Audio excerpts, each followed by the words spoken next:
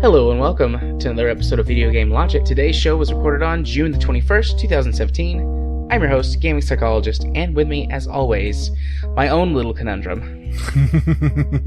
Caffeine Rage. I think that's a compliment. Sure. On today's show, we will, of course, be discussing the games that we played. We are going to be talking about our Steam sale picks for the upcoming summer sale. Take Two Interactive issues a cease and desist order against GTA 5 modding tools. Topware responds to Two Worlds 2's sudden microtransaction update. That's actually kind of hard to say. Your target audience doesn't exist. An article discussing audiences on YouTube. Nintendo rejects politics and thinks fans should just have fun. We'll have our weekly community corner, our Steam weekly discovery queue, and timestamps will be in the show notes following their respective topics. Hi, Rach. How are you? I'm fine and or dandy. One of the two, but not both. What you said and or, which implies that you could be both. Yeah, but I changed my mind halfway through. Okay. Fair enough. That's allowed.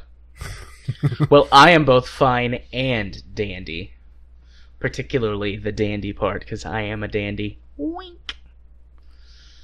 I'm not touching that one with a 10-foot pole.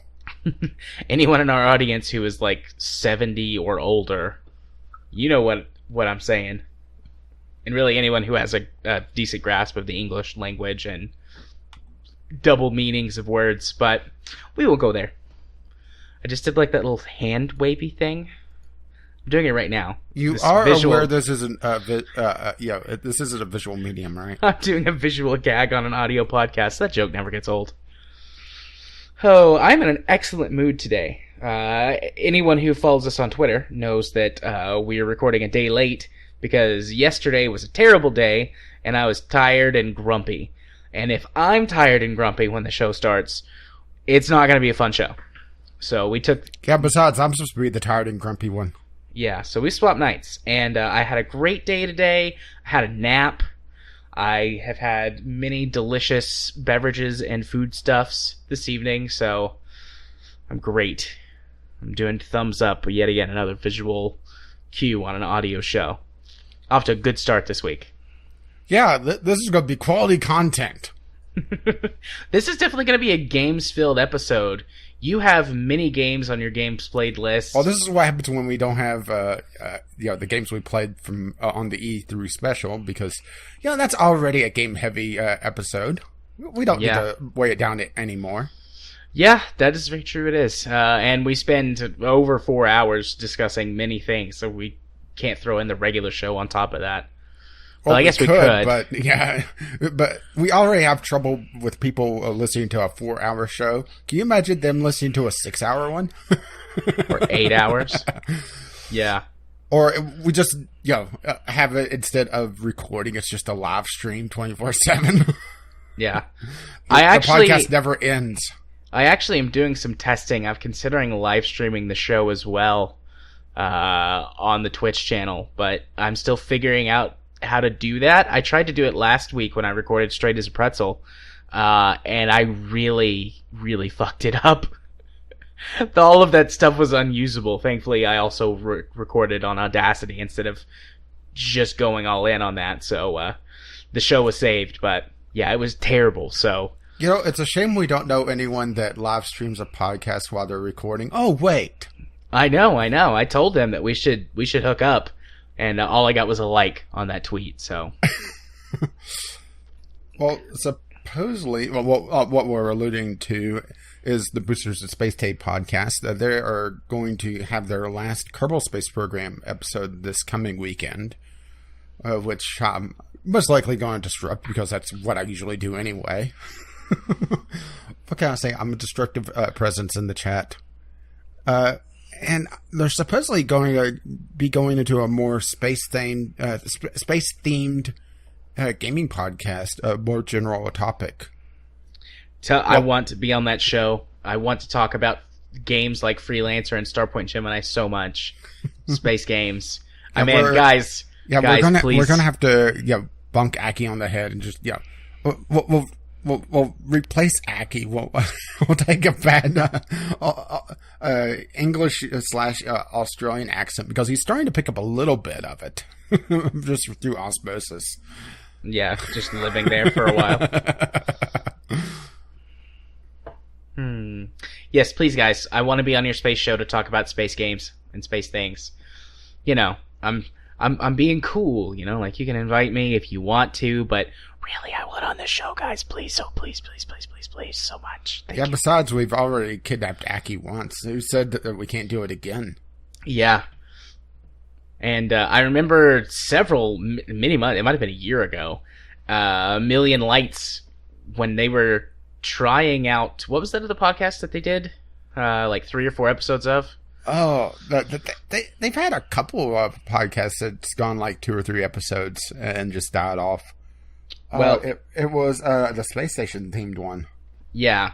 Anyways, he was like asking for tips on how to edit really long podcasts and things, and it made me feel really good.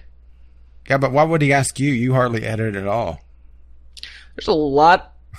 I've made this. I've made that joke so much, but occasionally I do like to remind people that there is quite a bit of effort that goes into the show. Particularly last week, it usually takes me an hour and a half or so to do a 3-hour show. Like, I'm super streamlined, and because we're very much sort of back and forth, like very talk heavy, as opposed to like talky, like go bit to bit heavy. It takes me a lot less time because I don't have to hit as many points and insert as many like audio effects and things to transition. But last week's show, there was so much editing going on. It took me like 3.5 hours or so to do the edit for the E3 show. That was a big one. You are running a timer now, so hopefully that'll make things a little bit easier. I don't know why you weren't running one before, because that seems intelligent. Yeah.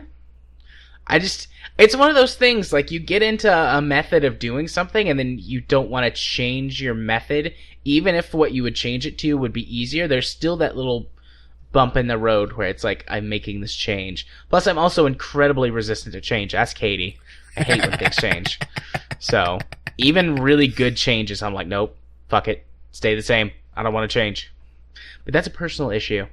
And you should go to the Straight as a Pretzel podcast to hear me talk about personal things. Wink. Although it's not like I don't talk about them. Actually, wouldn't that be more ding? Ding. Wink. Dink. Dink. Yeah. Dink. Well, we've successfully gotten completely off course. We're doing so well. Let's bring it back on track and go talk about games that we played this week. So, Rage, what have you played this week? Oh, don't you want to start with 2 weeks ago? Sure, we can start with 2 weeks ago. We've got the list. It's fine. Oh, well, talking about things just going completely off a cliff. How about a skiing game? Because a couple of weeks ago, they had a free weekend for Steep. That is the Ubisoft skiing game. And, yeah, that game is really... Well, let's just put it this way. I found the price a little too steep for what that game has. Hey-o. We've made that joke before, but it still holds true, especially after playing it for a while. Now, I missed the open beta when it originally came out because I had just other things to work on. But, I thought, let's try it this time around. And it's one of those games that I could definitely see people that are into skiing and into, well, it's skiing, snowboarding, paragliding, or this wingsuit thing. It's not technically paragliding. It's, it's flying squirrel cosplay. Oh, and I'm blanking on what the others are. No, there was a paragliding thing, but it wasn't a proper paraglide. Like you have the giant fuck off fan on your back and you're flying around. It's just gliding with a parachute. And there was something else that I'm completely blanking on. But it's essentially different winter sports. I mean, that's the crux of it, and it's open world-esque, but there's also events that you can play. My main problem with Steep was the same problem I actually had with Shadow of the Colossus is that I absolutely hate the fucking camera in this game. Because it seemed like it was always too busy trying to show off and not trying to show me where I was going. There was many times that I pulled a perfect impression of Sonny Bono plowing headlong into a tree because I couldn't see where I was going because the camera decided, let's point towards the ground as you're trying to land a jump. What, was that in bad taste? No. I had a chuckle. It was either I would just plow headlong into a tree, or during the wingsuit phases that I was trying to play, I would go full long dark, as I would try to judge if I was going to be able to get through or if I was pulling up enough to get a little bit more altitude to be able to avoid a ridge. But because the camera was behind and above me, it's hard to judge that really well. Mm-hmm. And, I just kept, long darting into this ridge. And I'm sure it's something that you'll probably get used to if you play the game enough, but I had no interest in buying the game, and it was just, trying it for a free weekend. And there is a first-person camera. That's the thing, is that there is a first-person camera. It's the GoPro cam. The one that they strap to your head. But it seems like that is more of a difficulty thing, because it looks wherever the bottle is looking, and the bottle has this absurd fascination with their own skis or snowboard. So they're constantly looking down at their snowboard, then looking back up and looking back down, looking back up. And it's just, why? Do real skiers not look where the fuck they're going when they're going 60 miles an hour down a mountain slide? I don't know. I've never been skiing before in my life. Oh, well, I haven't either. It's just one of those things that after playing this, I don't want to. But it was kind of funny that, obviously they put out the free weekend just before they announced the Olympics things, which I think would give this game a lot more legs, because a lot of what the game is built on, at least for the time being, is built around this sort of, there are set challenges, and there's a story mode, which, like all sports games, it's extremely cringy, and I don't get why EA wants to put story in this. Let's put it this way. One of the very, very early cutscenes that you get in this game for one of the story modes, or one of the little mountain stories, or whatever they're calling it, you get out of a helicopter, reach into the helicopter, grab a can of Red Bull, pull it out, drink it, and then throw the can into the helicopter and go skiing down the mountainside. And no, I'm not joking. How can you drink a can of Red Bull that fast? That stuff's nasty. I have no idea. Maybe he's developed the ability just to open up his throat, so it's it's just like pouring it out just down his throat, and so he doesn't have to taste the rancid stuff. And Jared's like, oh my. Open wide. But just, it's just, if this was like a $20 to $30 game, I think it would make a lot more sense. But the fact that I'm pretty sure it's still a $50 game with a DLC on it as well. And that's something else that kind of caught me off guard when the Ubisoft conference came up, is that they were talking about the first expansion. It's like, wait, didn't you already have an expansion? Did the first DLC not count? Apparently not. And it's one of those things that it also is kind of this weird juxtaposition, because the first expansion is just really, really, really strange. Let's just put it this way. They introduced costumes into it where you could dress as a dinosaur and go down the mountainside. I see nothing wrong with that. But then the next expansion, or the next DLC or whatever, has Olympic style, or it's actually Olympic licensed, because you can't use the term Olympics without it being licensed, can you? I don't know, actually. Because they had the Olympic rings in it, so it had to be licensed. You do a quick Google search. I mean, the Olympics, they're almost as bad as the Red Cross when it comes to their trademarks. As a matter of fact, if you may have noticed that there's been a wave of games patching themselves to get rid of the red crosses on health packs. That's why is that the red cross is just going absolutely berserk lately. So, if you're going to advertise or place the Olympic rings in anything that's going to potentially make money, you do have to license them. But so this is licensed because they had the Olympic rings in this. Yeah, but this is saying that if you want to use them as part of like a school project, or as long as you're doing it for something that's like nonprofit or something like that, come on, you it's can Ubisoft. get away with using them. So, well, yeah, no, they're definitely not. No, they had to license that, but it's just kind of strange that you go from inflatable dinosaur costumes to the Olympics. I mean, to be fair, the Olympics DLC makes a lot more sense to me, but I know the inflatable dinosaur is more your speed. Yeah, it is. It's just one of those strange things. If the camera handled a little bit differently, I wouldn't have that much of a problem with this game overall. And I think I figured out what I would have preferred the camera to do. Instead, like, for example, when you're turning left or right, the camera, instead of trying to follow the action, it turns with you. So you get less and less indication of what is directly in front of you. So imagine your character's at the center of a clock and the camera is always at the 6 o'clock position.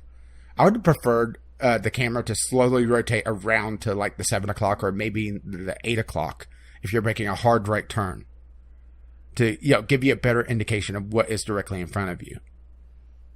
Mm-hmm. Instead of just panning to the right. But I realize that that's a lot easier to code. Right. But it's not like this is a AAA company or anything, right? Yeah, no. Of course not. And let's see. And my other annoyance with this game was it's very difficult to actually stop. Okay. Because of course this is a Ubisoft open world game, so you have to go around and explore and find all the stuff.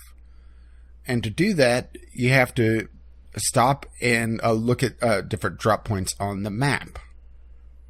Well, there's a lot of times that I'll try to stop, which is pulling back on the analog stick, and the character will slow down, then start going backwards, and then swap around, go forwards again. And the thing is that you have to come to a dead stop in order to, one, use your binoculars to look at a drop zone to unlock it, and two, to be able to switch disciplines. So if I wanted to go from the snowboards to skis, which is handles uphills a little bit better. Granted, even the skis handle a lot like the snowboard. There's not a lot of difference in between the two that I could feel, at least with the couple hours that I played. You would think that, if there's a slight uphill section, the skier would just use the poles to propel themselves forward. But instead, if there's any uphill at all, they'll just kind of just coast to a stop, then slowly start going backwards down the little incline. It's just one of those things that it felt very unpolished. Or maybe it's just I didn't spend enough time with it, and I just couldn't be bothered. All right. Fair enough. What else you got? Speaking of unpolished, is Quantum Conundrum, my new Let's Play series. Now, excuse you, that I've been playing. And this has been on my short list of games to play for a very, very long time. And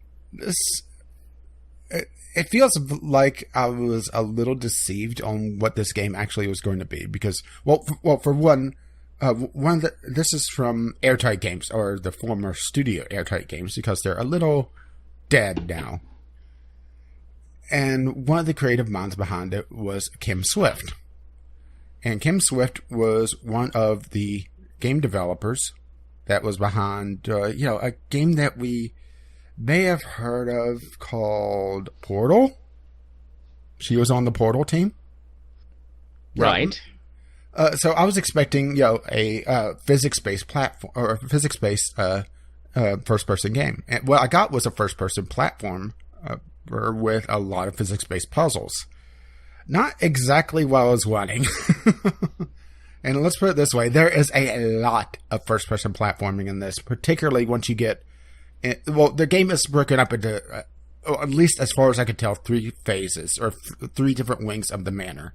And it has this very Portal feel where you walk into a room and it seals behind you and you're locked into this room until you solve the puzzle. Then you go through a short corridor into the next room and repeat until you hit the end of the wing.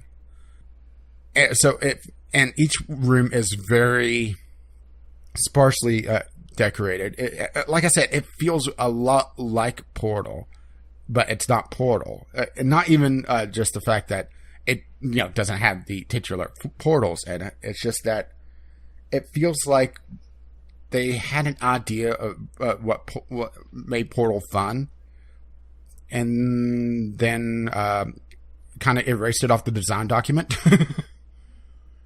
Well, let's put it this way: you also have the person talking over the intercom. Only this time it's Q from Star Trek. And no, I'm not joking. It's John Delancey who played Q, and he is funny at times. Other times he's just annoying. But what really gets me is the first-person platforming, and there is just so much of get onto a couch that is flying across the level while time is slowed, and because there's so many items that are not an even platform. There's been times that I'll land on something, and then because I didn't land on the flat portion of it, I'll slip off of it.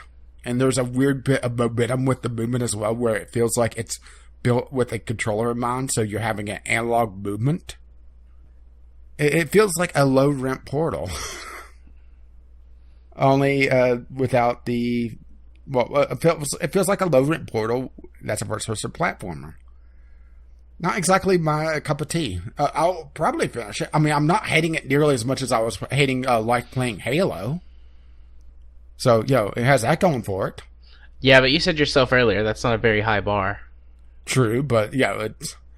the fact that I'd much rather play a first-person platformer than play Halo, ought to tell you how much I was hating Halo. Fair enough.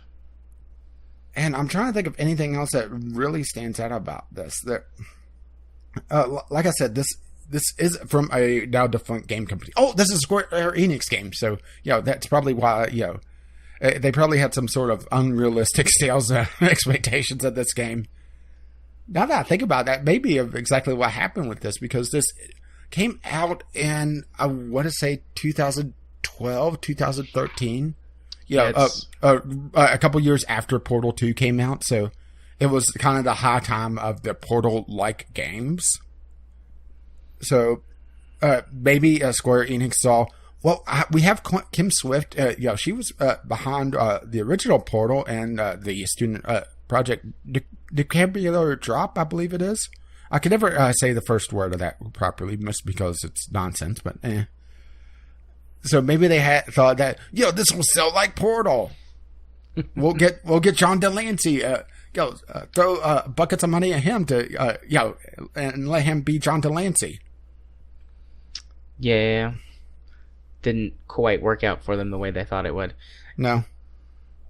That's not to say that this is a bad game. It's just, you have to go into it with the proper expectations, and I think I'm starting to get the proper expectations for it. And there are really, really tricky puzzle elements in this. And there's a lot of times that I overthought some of the puzzle elements, mostly because, well, for one area in the last recording session, they actually broke their own rules where you go through one way and it's instant death unless you're essentially distracting a set of lasers. But if you're going from the other direction, it's not instant death, even though there's no reason for it not to be instant death. Or let's see, there was another section where in order to make a jump, you had to quickly turn on and off the time slow power. Well, I should say what this game actually is, because there's 4 powers, and I just unlocked the 4th one. There's a fluffy dimension, which is the home dimension of the furry. There's there's the heavy dimension, which is the home dimension of heavy metal, because everything's made of metal. And whenever you change dimensions, sometimes the portraits sometimes on the walls will change as well. So you'll see people get into bunny outfits in the fluffy dimension, get into essentially biker outfits in the heavy dimension, that sort of thing. Then there's the time slow dimension, where everything kind of slows down. You know, sort of like Tom whenever you're watching the EA E3 conference. Right. And I just unlocked the inverse gravity dimension, where everything floats up. No witty pun there, by the way. And you have to use these powers to traverse the level. And you can see where going into this with these different powers and these different abilities, you would think that it would be more of a physics-based puzzler instead of a first-person platformer, because, changing the weight of an object, being able to throw it, or throw a safe and then have it return to normal in midair. You would think, that would be used in first-person, not in a first-person platformer, but more of a physics puzzler. But you would be mistaken. Great. I love being mistaken. And when I say I love it, I mean I hate it. Yeah, I think this would have done a lot better if they didn't rely so much on the first-person platforming. As a matter of fact, I went back after I started playing this and to watch the zero punctuation of this. Yeah. And Yahtzee pretty much summed it up where he started talking about how they could fuck right off with the landing on tiny objects and flying through the air. That's not to say that there aren't cool segments where they do that. Usually they have it where it's a group of things, though. So if you aim for the first one, you'll usually land on it, or land on the second one if you miss the first one. So, yeah, there is some sort of inbuilt error correction. But there's a lot of segments where you have to land on this one thing, then jump off and land on another, then land on another, and it can get very frustrating. So speaking of very frustrating, let's move on to Forts. Okay. Oh, this is a game that I wanted to do a Sunday sampler on, but it's one of those games that it feels like it's a game developer that's made a game for themselves and forgot that other people aren't going to be experts at this game, so they have no idea how to play this. What this game is you think of it as a combination of sort of worms with a fort building aspect built into it, where you have to destroy the enemy fort with your fort as you're building it. And a lot of it comes down to really the speed of your building, but you also have to be very precise in your building. And that's where things kind of break down, because if you screw up, it is very easy to end up in a situation where your fort is not optimal, and at times you won't even be able to place something properly because, for example, guns, because this is a weapon-based, team weapon. I'm not even sure what to call this genre, really. But anyway, you can't put weapons on an uneven surface. So if you screwed up on building your fort and have an uneven floor, well, you may not be able to put a weapon there, and that may screw up your entire design because you're having to rush to get everything built. Okay. And there's the enemy that's also throwing stuff at you the entire time, because it's not. Yeah, I looked at this game originally, and I thought this was going to be a turn-based game, but it's not. It's real-time based. Okay. I mean, you could. I saw you just clicked on the link to look at this game. Yeah, well, it's actually on my wish list, but I want to go back and look at it to get a visual refresher on what's going on. And I also assumed it was turn-based, but it's not. No, it is not. It is not. It is real-time, and that's where I think this game falls apart. Really, is that the fact that it's a real-time building, because a lot of it feels like it's a phone interface where you have to click and drag and build up things. And if you misclick, and it's very easy to do because the entire game is physics-based. So if your fort isn't... if you take a hit while you're building, and your entire fort shifts, so instead of grabbing the floor to drag it up to create another section, you click on a little corner, you'll drag up the wall instead, which could be very frustrating. Yeah. And I think my main problem with this is really comes down to usability, because you have 3 weapon groups that you could set up. And I didn't even realize this until quite a ways in that you could actually do this, because they never tell you in the campaign. And going into the help menu, well, let's put it this way. The main help menu is just hieroglyphics, essentially. Because it tells you, grab this to move this up to create a new section, and it's absolutely useless. And then you go into the keys, and it's just a group of keys that has really no discernible pattern to what they are. Or, the buttons. So it's just a mystery of what is going on there. Yeah. So eventually I figured out, all right, well, I can make weapon groups. Well, turns out you can't group snipers because they found that to be too powerful. But they didn't want to, try to balance them. So you can't group snipers for some arbitrary reason. And the thing is that you're limited to 3 weapon groups. So if you have more than one sniper, then you're eating up more and more of your weapon groups to be able to quickly use them. And you also have to be able to go back and forth between your weapons very quickly. So, it turns out, you may build one sniper. Because building any more, you're eating into your very limited pool of groups that you can make. And all the while, you're trying to build up your fort, trying to armor your fort, which requires you to right-click on things and quickly swap out parts. And also keep an eye on your resources. And you can see why I didn't do a video on this. Yeah. It's just way, way too chaotic for me to even do in normal gameplay. Yeah, it's pretty... that would all be pretty insane to try and comment on at the same time while you're playing it. And on top of everything, on top of the chaos, is that there's not a lot of variety, because it comes down to really... Okay, build your fort and hold off until you build one of 2 super weapons. Either a laser that cuts through the enemy fort and instantly kills it, or a cannon that pretty much instantly kills the enemy fort. And that's about it. That's assuming that you're doing the skirmish or multiplayer, which there is a multiplayer component to this. But I didn't bother with it because, the handful of people that are still playing this is, the... people that are absolutely dedicated to this game. And, well, you could see some of the screenshots. The super laser just cutting through the fort and killing it instantly. Yeah. It's one of those games I really, really wanted to like. But it's just... it's one of those weird situations where there's not enough there and at the same time too much there. There's too much chaos management. There's too much trying to quickly build and maintain things.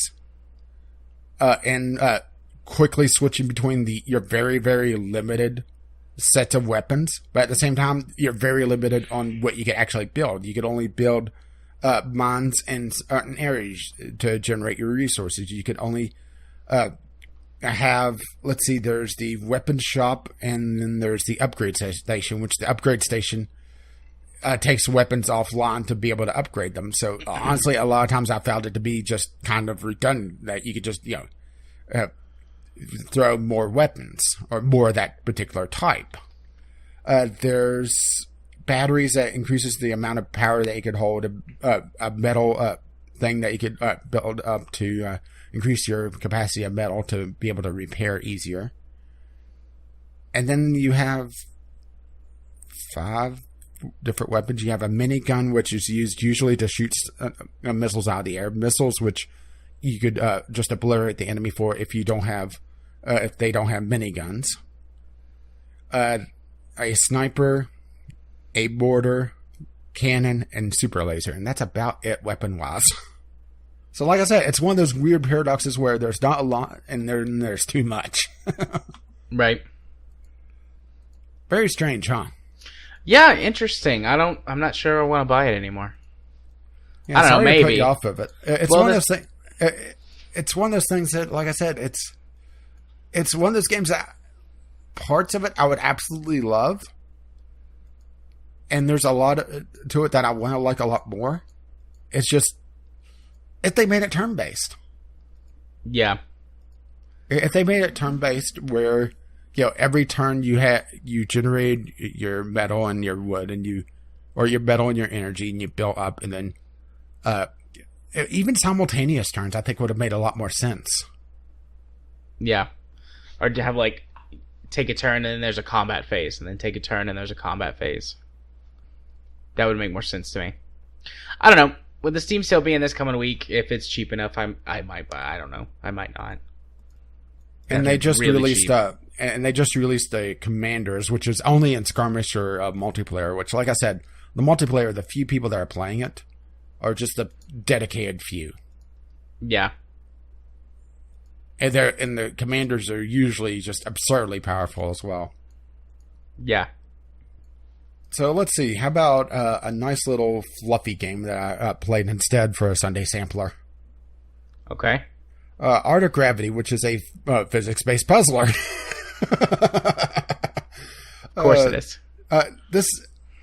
It's not a mobile port, but definitely feels like it. So I imagine that it's probably going to go the other way and it'll eventually be on a phone. Because this company also does a lot of stuff on Google Play, and just looking at their stuff, there's a lot of crossover. But this is essentially a game about taking balls and breaking bricks. And lots of explosions. And maybe that's why I kind of actually like this. And that it's dirt cheap. They don't try to pretend that, we're on PC, so we're going to charge you $10. No PC tax. Yay. But it's really just about exploding different levels. It's a very short game. It's only likely a couple hours in length, but also is $1. So, it's comes down to actually a fairly decent price for a little, rather clever puzzler, because I really break it down perhaps a little too simply, because it's about clearing the level of the blocks, and there's different types of things that you could have. You have balls that could come in from one of 6 directions and impact any block on the level. You have bombs that could explode. On some levels, you're able to move them. You have some blocks that are resistant to a certain color of ball, so you have to use a different color of ball, assuming that you have access to that, or you have to just hit it, deal with the resistant block. You have balls that will go through blocks and shatter planes of glass. You have glass that, like I just said, will be resistant to some balls and cause explosions to be contained. And like I said, it's interesting and somewhat creative little puzzle game. I did have my problems with it, of course, because I'm me. Right. It locks the camera to an isometric view. You're able to rotate around somewhat freely to about, I would say, the 45-degree positive and negative on the equatorial axis. So for some levels where you have to drop a ball from the top or the bottom, it could be a little bit troublesome to figure out exactly what direction or, how things will react. Because you're not able to see quite as clearly as you should be able to, and also because the camera snaps to these isometric views, it can sometimes be a little disorienting of just how the level is built. And also, there's not a level select screen, so you are able to replay levels, but you have to go through them individually and going back and forwards. Which, if you want to play a particular level again that is very satisfying to watch explode, you're going to have to just really try to just go back and back and back. But honestly, this isn't a game I think you had played more than once, or maybe twice. and there's not a huge emphasis on alternate solutions to a lot of these puzzles. There are a few, but most of them are tied to achievements, so it's going to be more tricky than you may expect to find the alternate solutions. Yeah. This looks cute. I'm going to add it to my wish list. Who knows, maybe it'll be like 25 cents or 50 cents on the Steam sale. That's what I'm expecting, about a 50-cent game. Yeah. I mean, hell, they have what they call the Relaxing Puzzle Box from the same developer. That's $3.36. Yeah. That's super cheap. 3 games for less than $4 without it even being on sale. 4 games. Like 4 games for less than $4 without it even being on sale. Well, it has a 15% sale on it. Whatever. Well, I was being fair. It's the 15%. It's just the bundle discount, though. It's not like sale. It's cute, though. Yeah, I figured, after having Forts kind of fall flat on its face, I wanted something quick and easy to do, and I pulled this out of my review bin. Which the previous 2 games were review copies, by the way, so... Right. And then, let's see, my last game that I played was Feria, which I came back... Well, I've been checking in on it occasionally, but they started a new, I guess you could call it, event where they're having a bunch of world bosses, and they also expanded their single-player content quite a bit. Mm-hmm. The world bosses, I think, is by far the most interesting bit that they're doing, where it's individual battles, and there's different... I guess themes to them is the proper way to do it. I've only done 2 out of, I think, 8 so far, because they just released another set of them right before we recorded this, and I was most of the way through the first set. Well, let's put it this way. The first boss I fought was the Yak boss, where it had... Wait for chuckle. I wasn't going to chuckle, actually. Okay. But, well, okay. The Yak boss, where... it had pretty much all the cards that would summon angry yaks and summon groups of yaks. And when I beat that battle, the board was just... It looked like a herd of yaks just wandered onto it. And it was actually a very, very tough fight. The second fight that I did for a world boss was actually probably the most fun I've had with this game outside of multiplayer, which is just... The multiplayer of this game, like I said ages ago, is a lot more satisfying to play than anything I've ever done in Hearthstone. But the second world boss is every time an enemy every time an enemy dies, its health and attack gets transferred to a creature in your hand. So, or to their hand. So, if I kill, let's say, something that's a 1/1, well, it gives something in the enemy's hand a +1/1. And then they summon it, and let's say they summoned a 1/1 with that 1/1. Well, okay, a 2/2. Well, that dies. A 2/2 buff gets put into their hand on a random creature. So you can see how this can spiral out of control very quickly. Yeah. And that was actually a lot of fun and very intense. And it was one of those games where I was playing it almost like I had 1 health point, because some of the creatures that were being thrown out, I was playing a deck that was reliant on big creatures anyway and a lot of buffs. So you can just imagine what I was throwing out, let alone what the world encounter was throwing out. And it was a lot of fun. I really, really enjoyed that one. I still need to play a lot of the other world bosses, though. I still have probably about 6 or 7 of them now, just because I have the second set to go through still. And they're all tied to various levels of your account. So as you play the game, your account levels up, and you get gold, and you get... they actually give you legendary creatures as well, or legendary cards for leveling up, which was a little bit shocking. You'll hit a like level 30 or level 40, and it'll say, well, it looks like you don't have these legendary cards. Pick one. Like I said, like I said, a very generous game. And the single player component that they added on top of the world bosses is they essentially took what single player content they had and remixed it where you have a pack of, I think it's 7 different encounters that gets remixed over and over again. It allows you to level up your account to get that gold and get the cards and everything else that gets tied to your account leveling up. And some of the encounters are extremely tough and a lot of fun because they changed the board. Some of the boards will have it, instead of having the 4 Failure Wells, which is how you generate your mana. I should go into this where I explain this a little bit better, because what happens in this game, it's not like Hearthstone where you have a set board and that's it. What this is you're generating a hex-based map. And on this map, depending on the level, usually it's 4 Failure Wells, and in multiplayer it's always 4 Failure Wells, and essentially the corners of the map. And the map you generate is your essentially partially your mana.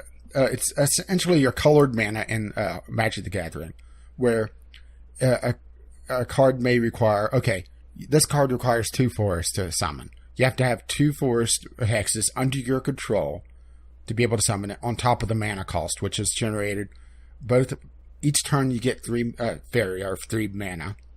And then if there's a creature sitting next to one of the wells, you also gain a bonus fairy for each well that you essentially control. And you can see how map control and map generation becomes a huge component of this game. And the single player could throw a wrench in this where, this map only has 2 fairy wells, or instead of in the corners of the map, the fairy wells are in the middle. And it forces you to rethink your strategy. It's a lot more. And once they do the co-op, I do want to bring you into this. Okay. I mean, I've been saying I want to play it for a little while. I just have never gotten into it. But well, they've essentially added endless single-player content. And their Pandora mode, which is essentially their arena mode, is also very interesting, where it has the typical, here's 5 cards, pick one. Okay, here's another set of 5 cards, pick another one. They start off, there's 5 colors in the game. There's a blue, red, yellow, green, and there's a neutral color. And what happens is at the start of the Pandora mode, you're given 3 colors and the 4th one is locked out, and neutral is always available. And you're building your deck around that. And after choosing 10 cards, they give you a treasure card, which is an absurdly powerful card that's only available in Pandora mode. And you choose one of 3 treasures. And what happens is, during the Pandora mode, as you and your opponent goes through your deck, you're getting shards of Pandora. Once you get 5 total in the match, that's between the two, both yourself and your opponent, the fairy wells dry up, meaning that you no longer get the fairy from them. Instead, you're getting 6 per turn instead of the usual 3, and the cards that you pick on your 10, 20, and 30, your treasures, are shuffled into your deck. And it can become just absurd. And it's probably the closest you can get to Hearthstone, where there's the I win condition from a single card. But even then, it's nowhere near just the stupidity of Hearthstone. Have I mentioned that I don't really care for Hearthstone? A couple of times, yeah. But yeah, that's Faria. I'll probably play it next week when I'm on my trip, or when I go on my trip. Yeah, because it would be a great game to play on my laptop. Yeah, I think I know that they were testing out the Google Play version of it, but I'm not sure if it's in general release yet. No, it looks like it is. So it's a mobile game as well now. Cool. I think you, like I said, I think you would enjoy it since you like your strategy games. And this is basically a strategy version of Hearthstone. Yeah. I'll have to play it on the trip. I assume they have shared accounts. I'll put it on my phone. Yeah, they have a shared account thing. Install it on my laptop. And just add me as your recruiter, and I'll get goodies, and you get goodies. Yay, goodies! Caffeine Rage is a recruiter. Ding, ding, cool. Dink. So Feria was your last game, right? Yeah. Okay. Well, let's move on to my games. I only played 2 new games this week. After E3 and like the massive games overload, plus I had like a really busy work week and some other stuff going on, I just was like in burnout mode for new games and doing like recording and testing things out. So mostly I played like Transport Fever and Euro Truck and things like that, like games that mostly so I could sit and just do something and listen to podcasts and chill out. Mm-hmm. But I did play a couple of review titles that I got from Keymailer. I intended to play this one. I just never got around to it. Well, you should be happy you didn't, because it would be wasting your time. So I played these couple of games that I was actually looking forward to. I was like, you know what? I'll give them a shot. So Disputed Space is the first one. This is a 6 Degrees of Freedom space arcade shooter that has procedurally generated like star fields and nebula backgrounds and stuff. It's very pretty. Not that you could tell from all the cannon fire. But yeah, there's like 18 million laser and plasma bolts and things. So the positive things about this game, it looks great. The art style is good. They went for a very jagged, for the most part, sci-fi look of old. And it looks really good. It's not cel-shading, but it's got something going on with its art style that kind of makes it look cel-shaded.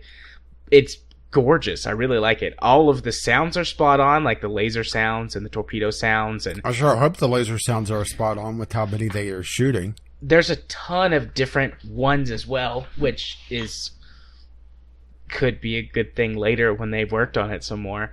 But each of the weapons sounds and looks different and feels and sounds really good to shoot. And yeah, it looks real pretty and it sounds really pretty.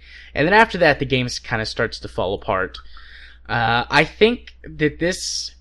they haven't called it a beta or anything like that, which is good because this is definitely like alpha or maybe even pre-alpha. Like this feels like a proof of concept or something like that. Like, check out this cool art style. Look at this game that I'm making. Isn't it fancy? That's great. Now I'm going to go hide it for 2 years and work on it some more. There's so much stuff missing from the game. What, did they put it out on E3? Maybe. There's so much stuff missing from this game. Like, the HUD is useless. So you have... How many different weapons are there? I think there's 6 different primary weapons and 2 different secondary weapons that you can cycle through. But I don't know if they do different damages and like if there's a benefit or a detriment to using them. Well, see, one goes pew, another one goes pew pew, and so the third one goes pew. And then there's no information on enemy or friendly ships aside from visual cues. Like whenever a ship is about to explode, it kind of catches on fire. But other than that, there's nothing. Like, you can't lock on, you can't target, you have no idea. The first time I started playing it, I didn't know which ships were friendly or which ships were enemies. Like, it doesn't tell you. It's just like, oh, there's a train. I wasn't going to say anything and you just edited it out. It absolutely says that. It's like, yeah, there's a train out there, go blow it up. But no, it doesn't tell you anything. It's like, oh, go kill the enemies. It's like, great. Which ones are the enemies? Is it the yellow ships, or the blue ships, or the green ships, or the red ships? In other words, you are fucked if you're colorblind. Pretty much, yeah. And there's no options menu. Well, I guess technically there's an options menu. You can turn the volume up and down, but you can't change anything. No graphics, no resolution, no nothing.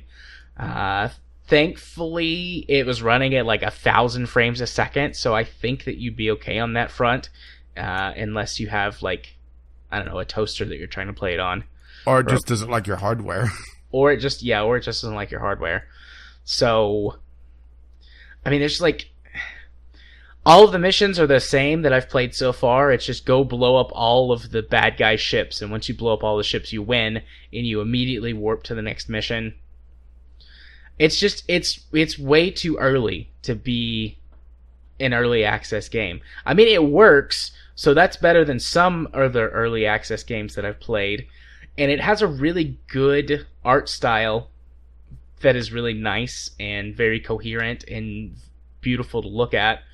So it's got that, but otherwise, gameplay-wise, it's maybe just it's useless. mean of me, but as soon as you got the review copy as well, it's like, oh boy, this is probably not going to be as good as it looks. Maybe that's just me being mean. But you haven't gotten a lot of good games yet from Keymailer. No, I've got a couple. The next thing I'm going to talk about is I like a lot, but we'll get to that in a few minutes. I mean, they just put out an update yesterday. I played it on Monday.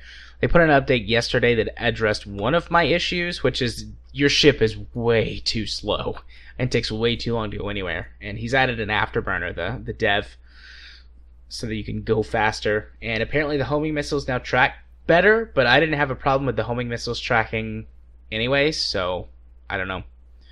But I mean, you line the reticle up and you shoot the missile and it tracks the ship that you shot it at. It blows up.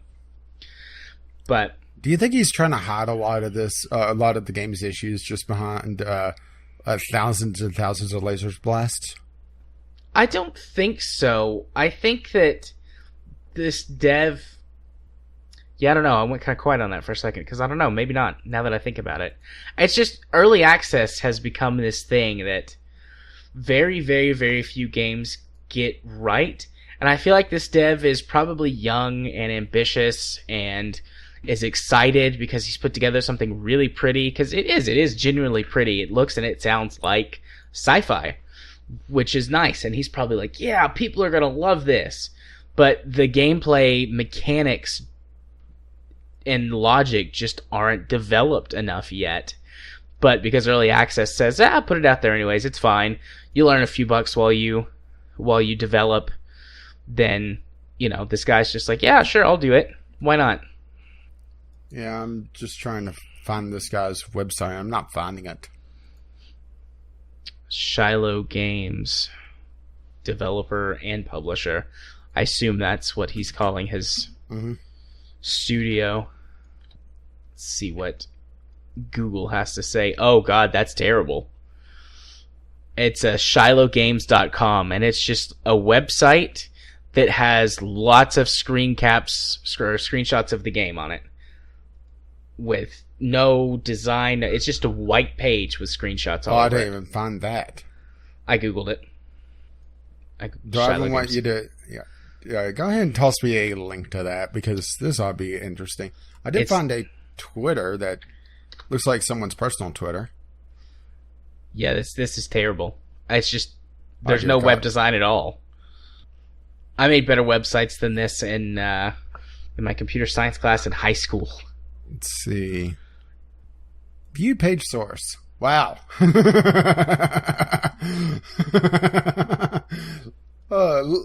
Just take a look at page source. Okay. It's just literally image link, break line, image link, break line, image link, break line.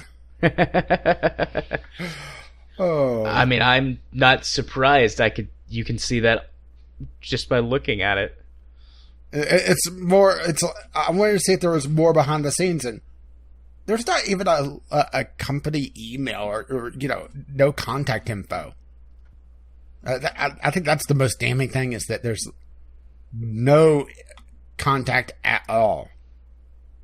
So maybe this Twitter I found is their I don't know. It's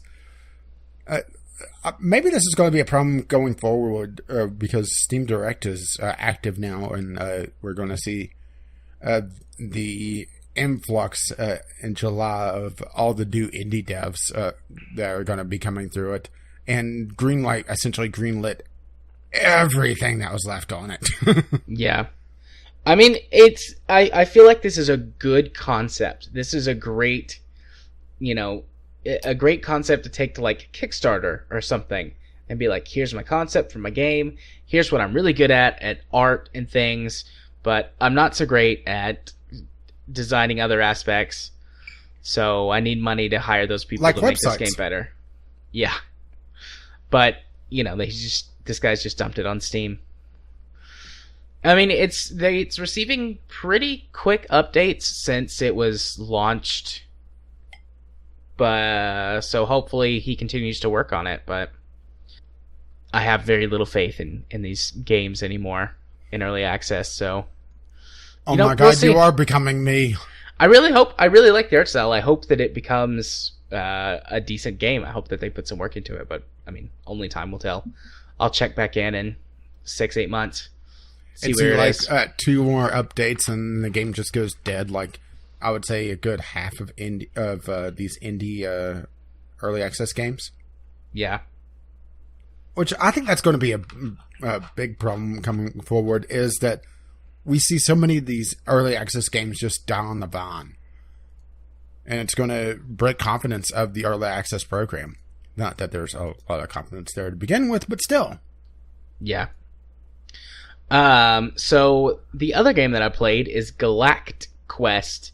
And no, that is not a typo. That's the actual name of the game, Galact Quest. And it is a match 3 puzzle style game where that you can choose between 2 characters that each have their own little story that are connected. And you go through and you solve puzzles and you progress the story, unlock little levels and trophies. It's fun. It's a really nice, relaxing puzzle game. It's not difficult at all. You can turn on like a challenge mode, which gives you like time limits for all the levels and takes away some of the sort of comfort features. So it's got these little cubes that you shoot up in order to match. Does it go pew? It makes like a glass shattering sound. But anyways, it's got these little cubes you shoot up and you can like switch between the colors and everything like that, and you get lots of power-ups that you can use. If you turn on the challenge mode, you can no longer switch the color of cube that you're shooting, and you get less power-ups to use during the levels. And then also, like I said, there's a timer, so if you don't complete it before the time runs out, you fail and you have to restart it. But I just played it on the normal, relaxing difficulty, listened to the not too bad music. I mean, it's after a while it gets old because there's not a lot of variety to it, but in the beginning, for the first hour or so, I was like, this is actually pretty relaxing and nice. I can handle this, like, just chill, relaxed game. It's got a very campy sort of sci-fi story. The writing isn't the greatest. You can see where it borrows from like Star Trek and Star Wars and things like that. But it's kind of silly, and I like that sort of thing. It's just a nice, fun, relaxing little puzzle game. It's super cheap too. It's only $4. It's definitely worth $4. It's got like 200 total levels to play through. I haven't played through all of them. I've completed one of the stories, and I'm working on the second one now. So you can get through it pretty quickly if you're not not in challenge mode. Just hang out and complete the puzzles at your own pace. It does have a couple of weird tech things. Like, I'm not 100% sure what the resolution is of this game. It's definitely not 1920 by 1080, I can tell you that for sure. But I'm not sure it's let's see, what is it, 1280 by 720? I don't think it's that either. Or 1600 by 900. It's like a weird aspect ratio. It's a 16 by 9 aspect ratio, but it's one of the weird intermediate ones, and you can't change it. So it looks oddly stretched on my monitor, like in a weird. It's really hard to explain. You just have to see it, I think. But I don't know. It's that part's a little bit weird, but thankfully all of the fonts are really big and the controls are fine. It's not like you're doing anything super intense, and this game is mostly like, aside from the actual like puzzle mechanics that you're doing, everything is really, really good looking, like backdrops and storyboarding things. And sorry, I was just saying all the screenshots look like they're 1280 by 720. It's definitely not 720. Definitely not. I think it's, what's the 1360 whatever? It's just above 720. Yeah. I was just saying that the screenshots look like they're 720s. I mean, the screenshots might be. Let's see. I'm pulling up one of the little charts that's got all of the. I know those are just. Well, I was just looking at it in Firefox. I gotcha. And just copying the image location, so it gives me the biggest resolution possible. Yeah. I don't know. It doesn't really matter. It might be 720 and it just looks oddly stretched for some reason. I don't know, but I feel like it's in between a 720 and 900p. But anyways, we'll go with yes. Anyways, it doesn't really matter. It really doesn't affect gameplay at all. It's just like an odd quirk that I noticed and then forgot about after like 20 minutes. So it's fun. It's definitely worth $4. It's just a nice little relaxing, campy sci-fi game that's a match 3 puzzle, or that has match 3 puzzle elements in it. It's cute. I'm glad I got it. And I mean, those are the only 2 new games that I played this week. So yeah. So news time.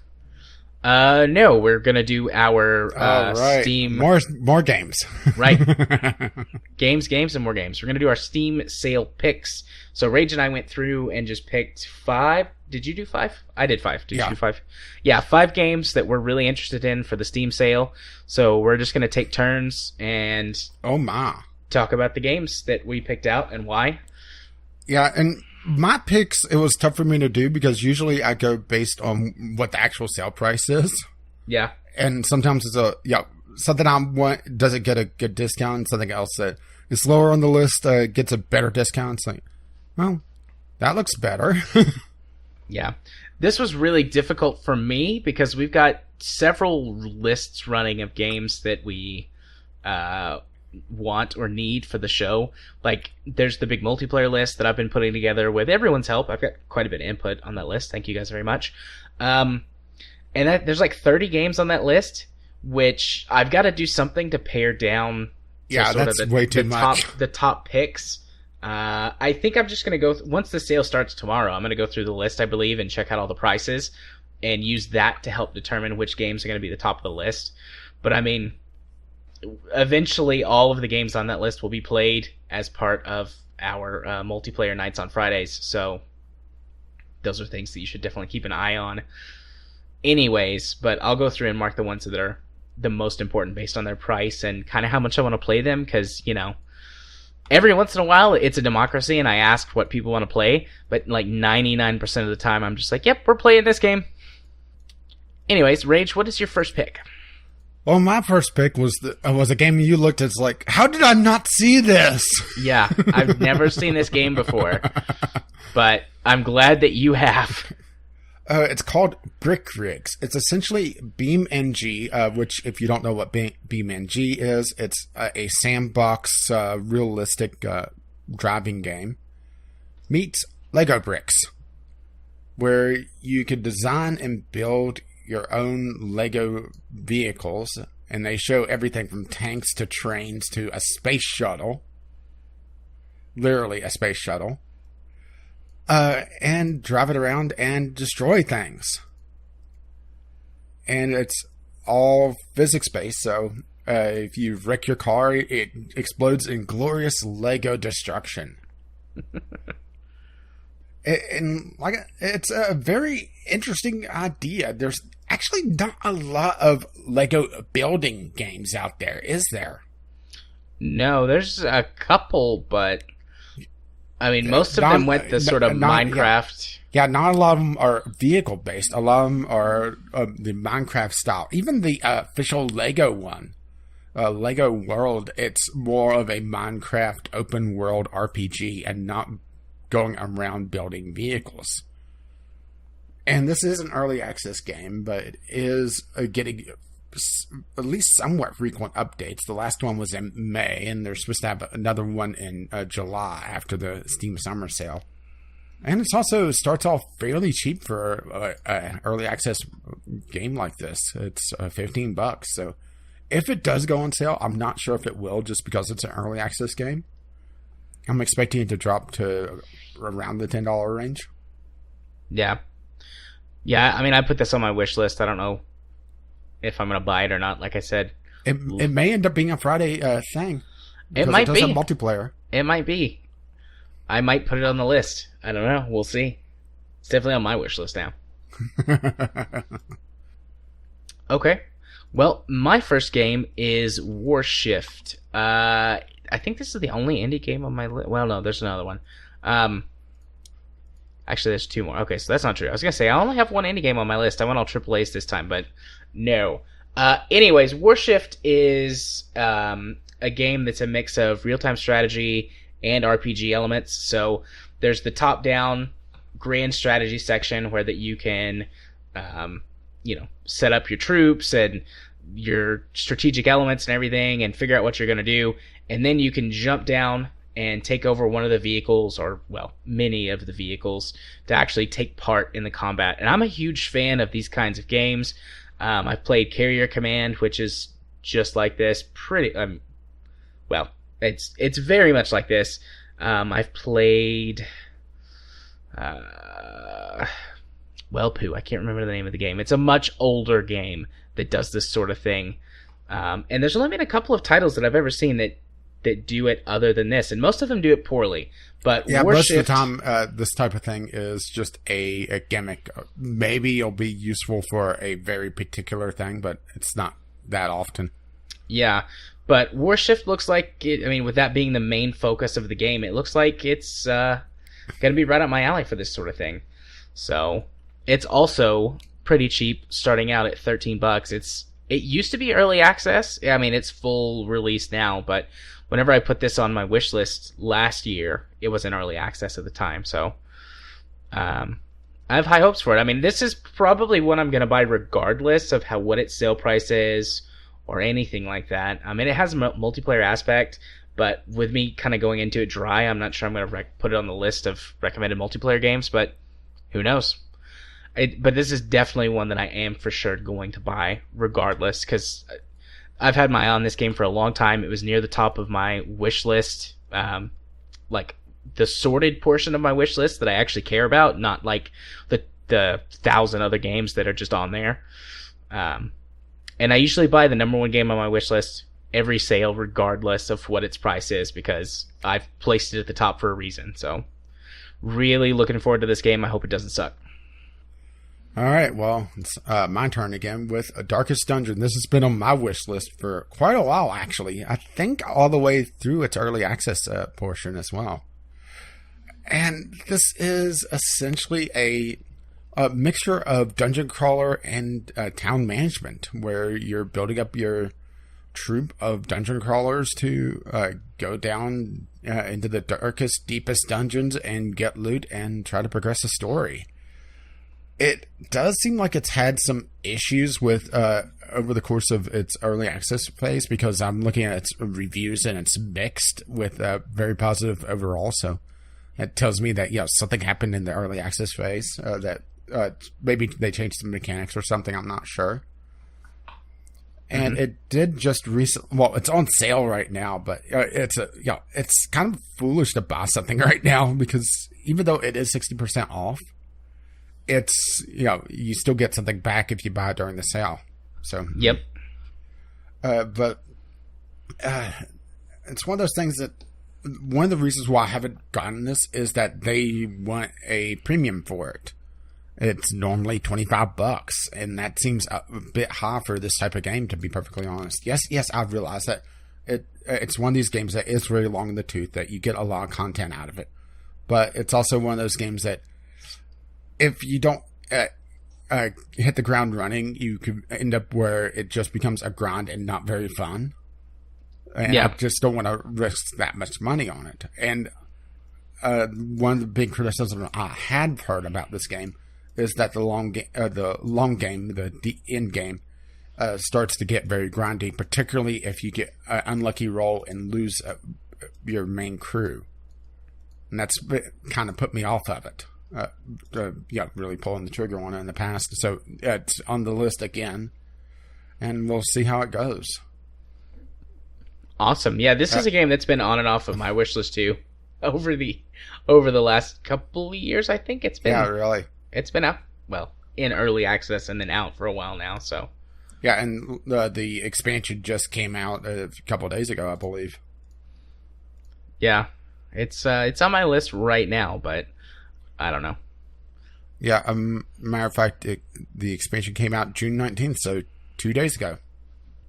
Cool.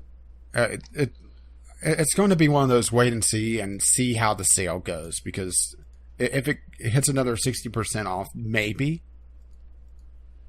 I know, maybe it's just me being a cheap gamer, but also it's one of those games that it's very hit or miss. Right. No, I understand and that. The fact that RNG can absolutely screw you in this game. And if you lose your main crew, it sets you back a long ways of trying to progress the story. And it also has a few mechanics in it, unless they've changed it, and maybe that's part of the reason why it has a mixed review overall, where it prevents you actively from grinding older dungeons with the same crew over and over again. You're forced to progress. So it may be part of the reason why it feels very luck-based. Right. Okay. Well, my second game is XCom 2. How long's XCom been out now? A couple of years? Yes. Yeah. So... As a matter of fact, they have the expansion coming out this year. Yes, they do. I love the XCOM series. I like the old series. I prefer the re-release or the... I don't know, whatever you want to call it. It's not exactly a remaster. They're very different in a lot of ways. Revision. Yeah, the revision. That's a good way to say it. I prefer that. Just, modern game design, yada yada, all that stuff. And XCOM 2 has really been high on my wish list, but I've just been itching to play it. So this is going to be another one that no matter what its sale price is, I'm going to purchase it because I want to play it really badly. I'm not sure if I'm going to get just the standard game or the digital deluxe edition. Is the digital deluxe edition going to come with the DLC? Most likely not. Okay. Well, we'll see then. I guess it just depends on the sale price as to which one I buy, because, ultimately I'm going to wind up playing this with the Long War mod, so it doesn't matter what DLC and stuff I have. So, it's just really going to come down to how much the discount is as to whether or not I buy the standard game or the digital deluxe edition, which does have the older DLC, I believe. Yeah, I don't think it has the expansion, though. I'm trying to find what the digital deluxe actually has, and they don't exactly say that, which is frustrating. Let's see. Yeah. Yeah, I'm on the store page right now looking for it. Oh, here goes. The XCOM 2 Digital Deluxe Edition includes the full base game, XCOM 2 Reinforcement Pack, and the digital soundtrack. The Reinforcement Pack, so that's not even the DLC. Let's see. What is the Reinforcement Pack? The Reinforcement Pack is cosmetic. Okay, so never mind. Regardless of what the sale price is, I'm just going to buy the standard game because I don't give a shit about that. It does have this Shin's Last Gift, and introduces a new soldier class with unique upgradable weapons, armor, and custom features, and a new narrative-driven story and map. Okay, so maybe I will get it. It doesn't seem like it's worth it, though. If the sale's good enough, I'll buy it. But it's all going to come down to the sale price. I probably wouldn't do it for 50% off because the digital deluxe edition is $75, so that would be $37.50. But okay. I see what this is now. The Reinforcement Pack is essentially their version of the season pass, mostly. With this is so badly designed on their store page. Oh, so it does have all of the DLC packs, because when you go look at them individually, it has Shin's Last Gift, Anarchy Children, and Alien Hunters. Does it have the Resistance Warriors pack? I don't think so. Okay, so it's got all of the current DLC except for the Resistance Warrior pack. What is that? Customize your squad of Resistance fighters with a set of bonus outfits, yay, and headgear, yay, as well as custom armor and face ammo. Instantly unlock a survivor of the old war as a new recruit in your barracks. Cool. I don't know if that has some sort of special significance in game. I know what happens. Well, I'm still trying to figure out why. The initial story starts like they did it for XCOM 2, because it doesn't make sense. Yeah. I don't want to spoil it, or should I? It doesn't really matter. Go ahead. Well, the fact is that XCOM 2 is essentially XCOM 1. You played like me and you dumb fucked up. You lost. So, the beginning of XCOM 2 is trying to rescue the commander from XCom 1 because, hey, let's give the guy that fucked up another shot.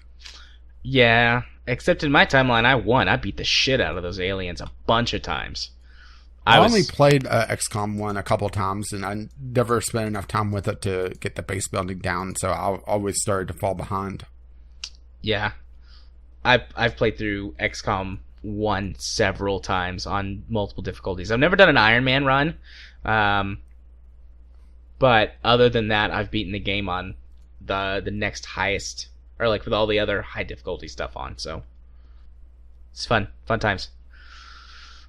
All right, what's your next game? Okay, speaking of fun times, well, I went back and forth on this one because there's two games that could fit in this slot for me, but I went with Parkitect instead of Planet Coaster. Parkitect is essentially the more roller coaster tycoon of well, both of them are roller coaster tycoon-esque, but Parkitect is the more management-based instead of Parkitect where you're building silly rides.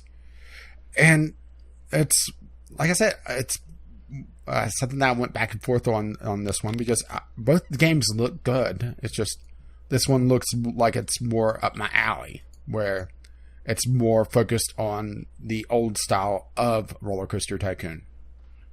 Right, yeah. That's one of the reasons that Parkitect is on my wish list and not Planet Coaster. Well, I have both of them on my wish list because Planet Coaster is slowly adding more of the management style stuff, while Parkitect is adding more of the ride stuff. So it's more, who is going to get the better overall package? Where do they, from their different starting areas? And also, I believe Parkitect is lower spec requirements. Yeah, it is. Because Planet Coaster, they went very shiny, and last I heard, it doesn't run particularly well. I could be wrong on that one, though. Planet Coaster is made by Frontier Development, right? So they make Elite Dangerous. Mm-hmm. So that's probably why it's shiny. Yeah, and this is an indie company that hasn't made anything else. But I think this also has some of the team from the original Roller Coaster Tycoon. I could be wrong on that, though. I haven't researched it nearly as much as I should have. But essentially, the breakdown is Parkitect is like Roller Coaster 1 and 2, while Planet Coaster is like Roller Coaster Tycoon 3. They have different focuses on each. Right. Okay, cool. Next game on my list is Project Cars. This is a third game that I'm 100% going to buy regardless of whatever the price is. And Project Cars is also on the multiplayer list. And it's going to be one of the top rated ones because I want a good car racing game on PC. This is likely not one I'm going to pick up because it looks like it's more on the simulation side of things. Yeah, it is. Although it's on your wish list. Probably just put it on there and forgot about it. Or, one of those things that I picked up or, added and, forgot about. Yeah, fair enough. But yeah, I definitely want a sim-style car racing game for PC. I mean, I've always played these games on console, and because, they're one of the only games that consoles can properly handle. But still, I'm primarily a PC game player, and at this point, it's time for me to step up. I want to get a racing wheel too, but a good one is pretty expensive. So maybe that purchase will be for another day. This game's been out for a while now. It's got a whole bunch of DLC for it, and the base game is only $30, and it's been on sale for, I want to say like 50 something percent in the past, 50 or 60%. Lowest price according to this was just under $10. Okay, so yeah, it's had good sales before, so I'm expecting it to be on a pretty good sale this go around too. So if the sale is low enough, I might pick up the whole DLC thing, because all of the DLC, there's a bunch of different packs, is only $50 right now, and hopefully all that'll go on sale too. But we'll see. I might be spending a lot of money this time, a lot more money than I usually do. I average like $100 a Steam sale. I might go way overboard this year because I have more disposable income with my new job. Oh boy. So gonna break the bank. But yeah, Project Cars. Looking forward to that, and looking forward to playing that with all you lovely listeners out there. All right, well, back to my turn, and this is not a game, but a set of games. Deponia, The Complete Journey. This is another game or a game set that's been on my wish list for quite a while, and this routinely goes very cheap. It's just I never really pulled the trigger on it. It's a German humor and a point-and-click adventure. And there's it actually looks very funny. It's just like I said, I never picked it up because I just never. It's been one of those games that's been kind of just on the very edge of things, really. Yeah, I like Deponia. I've played a couple of the Deponia games because there's several of them, and I assume the Complete Journey 4. is and the Complete Journey is the original trilogy. Yes. Which Deponia have I played? Just Deponia, so I assume that's the first game. I quite enjoy it. It's a really good game with a good story. It's funny. I won't say too much, but it's good. Yeah. I liked it. So yeah, and I've been wanting a new point and click game, and something that's not the Telltale style of point and click. Yeah, because honestly, it's kind of funny. Telltale simultaneously saved and ruined the point and click genre.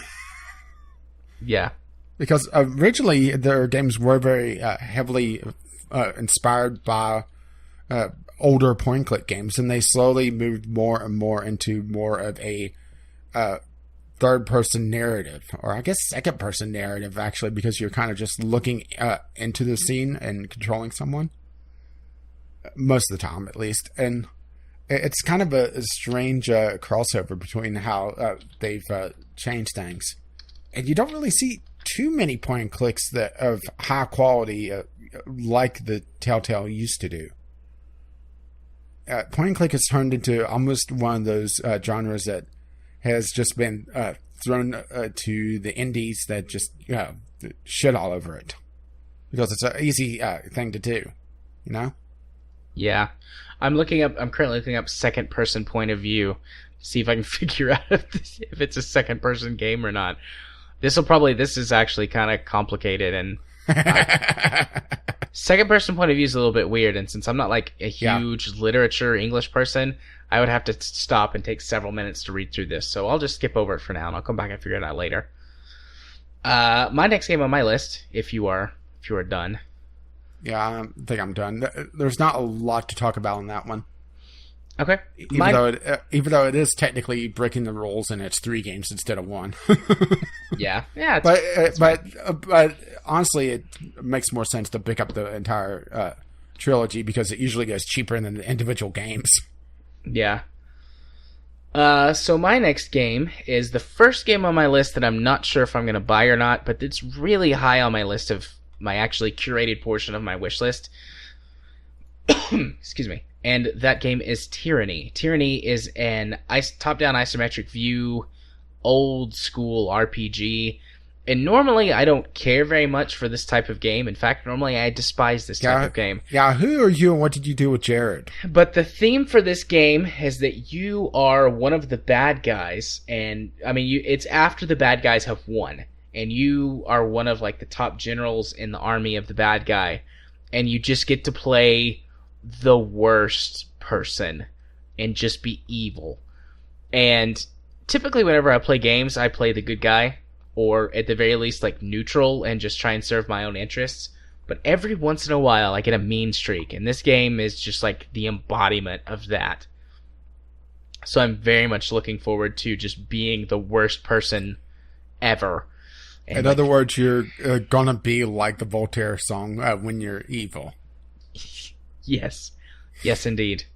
So that is something kind of strange, is how you don't really see a lot of games where you can be evil. Even games where you're supposed to be evil, like Overlord, for example. you're kind of a chaotic neutral. Yeah. And you're begrudgingly helping people. You're not evil. The only game I could really think of where you could really, really be evil was things like Black and White. Yeah, no, this game actively encourages you to be evil. Like, all of your companions from, like, the stuff that I've read about it and things, like, they're different types of evil. And instead of, like, them disliking you because you're, good when they're evil or evil when they're good, it's like, are you evil enough? Are you doing the right kinds of evil? Like, some of them, like, want you to constantly just murder people, and they like it when you murder, and other ones like it when you manipulate and cheat your way and steal your way through things, and other of them are really happy, like, if you're, like, take slaves and steal a lot. Like, they want you to be evil. I don't even know if you can be good. Well, what if I murder then steal their stuff? Yes. And? More. Anyway, Get so yeah. Stuff. Want stuff. Yeah. This game has been out for about a year, I think. I know it came out sometime last year, so I'm hoping for a decent sale. It's, as far as I know, it's not had a really good sale just because it's been less than a year old, and it was very well critically received, so it hasn't really needed to be cheap. But I'd probably pick it up, depending on how the rest of the games on the list go, for, like, the multiplayer and all of that jazz. I'd probably pick this up for about 50% off. Let's see. Lowest sale price I'm seeing was $22. Okay, so it has been 50% off before. That was during the last Steam Summer Sale. Okay. So it has been 50% off before, so my wish may come true. I might get it even cheaper than that. Who knows? Gaben knows. Our Lord and Savior, Gaben. Lord and Saver.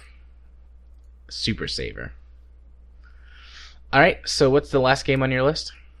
Okay, the last game on my list, it was one I just pretty much randomly grabbed. That looks interesting.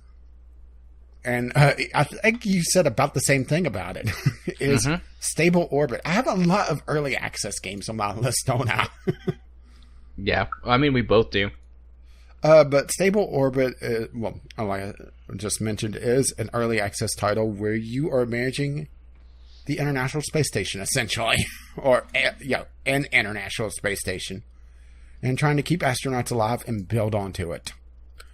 It seems like it's still fairly light in content. So it's still very early, hopefully very early in its early access phase. And, well, it's one that I'm going to keep an eye on. I'm not sure if I'm going to pick it up or not. It seems like I always have, like, a space game that I want to look at. I may pick it up and find, a game-breaking bug where, oh, look, all the stations are dropping out of orbit. Yeah, that was Celestial Command last go-around. Yeah. I wonder if they ever fixed that. I don't know, it's been a while since I've played it. It's been about 6 months, so I should probably play it again. And I will say that this game does look very pretty, that they go for a very nice art style. Not quite realistic, but close enough to it. But then again, realistic space stuff isn't exactly tough to make geometrically. Yeah. It's a lot of cylinders, a lot of tubes, and some antenna bits off the end. It's a series of tubes. Oh my god, it's the internet. Okay. Yep, it looks good. It looks pretty and it looks interesting. Good might be the wrong word to use, but yeah, it's in. Like I said, that it's off my that's interesting group. But the thing is also, let's see, this is pretty much all the developers made. They're part of the Founders Pack, which is Green Man Gaming's publishing early access games. And some of their stuff is not that great in that. So, yeah. As a matter of fact, this is the only game that is not just a random open world survival game. Yep. Cool. Well, the last game on my list is Tom Clancy's The Division. I love looter shooters, and I love this new-ish genre of like online MMO shooters. And we have a couple of friends who play this game, and it's been on my list for a while now. It's been down to like $20 a couple of times. So the last time it went on sale, I think I wanted to get it, but for some reason I missed the sale or something, and I didn't buy it. So as long as has a good sale this time, I mean, you never know, but as long as it has a good sale this time, it's still full price as well. Yeah, it's still a $50 game, but I wholeheartedly intend to buy this go around, and I think I even put it on the multiplayer list. So yeah, as long as the sale price is good, I'll definitely be picking it up. Yeah, I tried this and it was okay. I had some performance issues with all the fire areas, which unfortunately, because of the way the game is designed, you're forced to go through. Yeah. I mean, it was all right. It's not a game I would rush out to get. Yeah, well, I mean, it's been out for a couple of years now, so if you're picking it up, you're not rushing. Yeah. But well, did they ever figure out who created Dollar Flu? Because that sorry. But so yeah, that's my 5 games that I've kind of got at the highest on my radar right now. Mine's more just, those are interesting. Yep. And next week, or maybe the next week, whenever we talk about all of the games that we bought on the Steam sale, none of these games are going to be on the list. Oh. Or maybe one will be like, yeah, I picked this up, ran like shit, and was shallow as hell, refunded. Yep. Or picked up stable orbit, the station dropped out of fucking orbit. Orbit's not so stable, huh? Oh, I still can't believe Celestial Command did that to me. Yeah, it's still getting regular updates. The last update for Celestial Command was June 6th. Wonder if they ever did fix the whole dropping out orbit thing. Don't know. I'll have to check it out. Maybe this week. Maybe not. I don't know. I got a lot of games I need to check out, so we'll see. It's only $10, so yeah. All right. Yeah, it looks like still maybe an issue with some things. Yep. Well, there's people complain about it, but then there's the dev saying, I'm not currently aware of issues that causes a ship to drop out of stable orbit. Fancy. Well, we've been going for a while now. Do you need a break? Not particularly. Well, I'm low on water, but yeah. I could keep going if you can. Oh, can I? Wink. All right. Well, then let's go ahead and move on to our first news topic. And boy, did we go a lot longer than we estimated for our games. Although, I'm not going to lie, I figured we would. Oh, my. But our first news topic, as soon as I scroll up to the topics list, it's way up there this week. Take Two Interactive issues a cease and desist against Grand Theft Auto 5 modding tool Is this Open 4 or OpenIV? How do you Open 4? Okay, so this was a mod tool originally designed for GTA 4 that also worked with GTA 5 eventually, and actually, Max Payne it also did stuff for that as well. So this isn't just GTA 5 that they're shitting all over. It's GTA 4 and Max Payne. Okay, I did not realize that. I did some research on this topic. Yeah, I've read a couple of articles and just heard people talk about it in general. I did not do any hardcore research. I knew we would talk about it. Well, I wanted to find out exactly what Open 4 was, because a lot of people were talking about how this body tool was being pulled down, but not really exactly what this was. And just how absolutely full of shit Take Two is. And turns out, about a 50-pound bag stuffed into a 20-pound. That full. That's pretty full of shit. Yeah. Their main argument about taking down this mod tool is to, protect their shark cards. I mean, let's be perfectly honest. Their main argument was that it was being used to cheat online. Bullshit. Simple. Right. Because the mod tool itself actually disabled you from going online with it installed.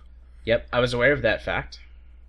And honestly, looking at this and thinking back, all those of 2 weeks ago where Take Two was talking about how they wanted to monetize their consumers more, I think we have the issue here. It was actually preventing people from going online.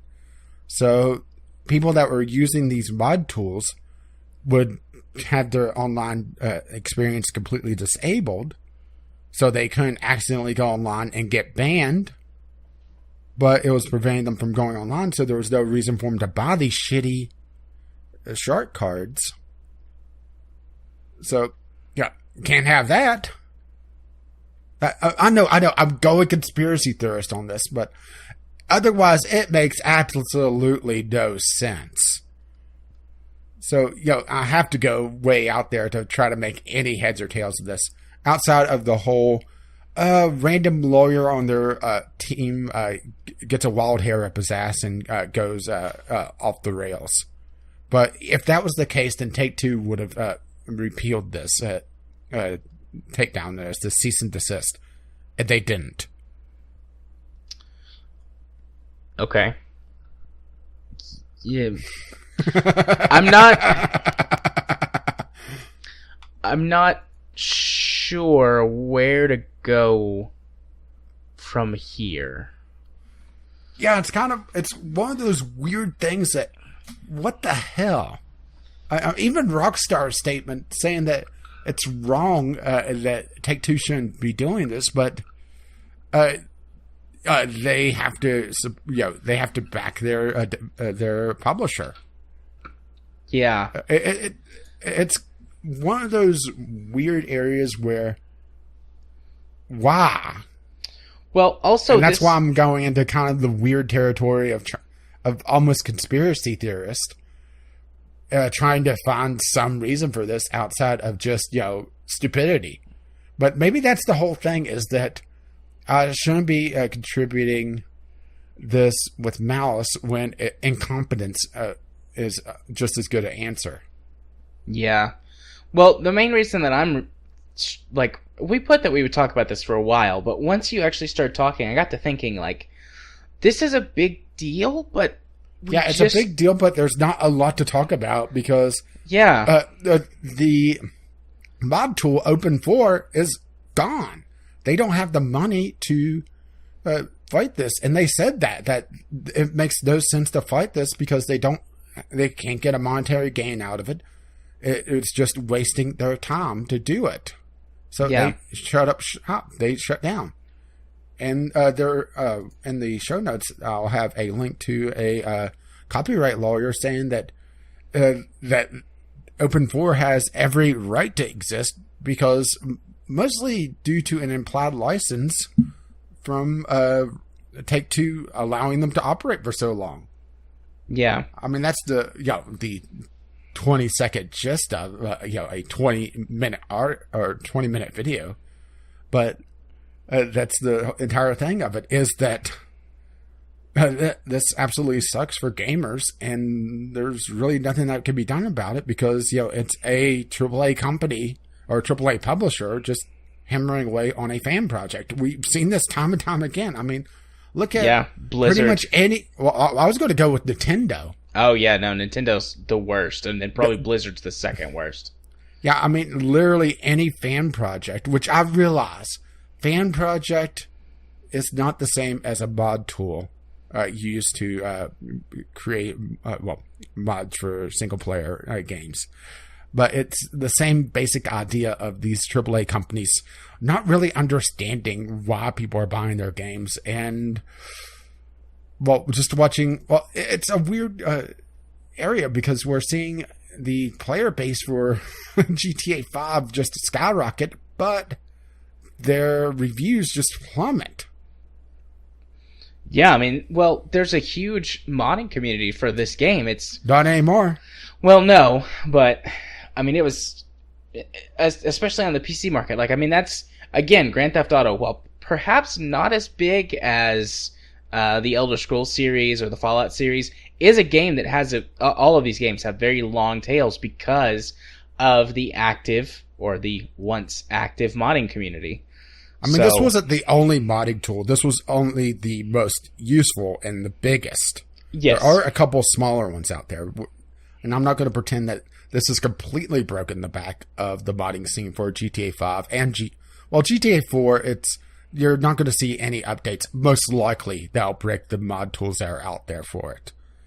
I mean, there's a chance that, because this is Rockstar we're dealing with, and they have gone back and absolutely broken San Andreas save games to put in a absolutely broken 1080p iteration. Oh, and remove some copyright songs because, record companies.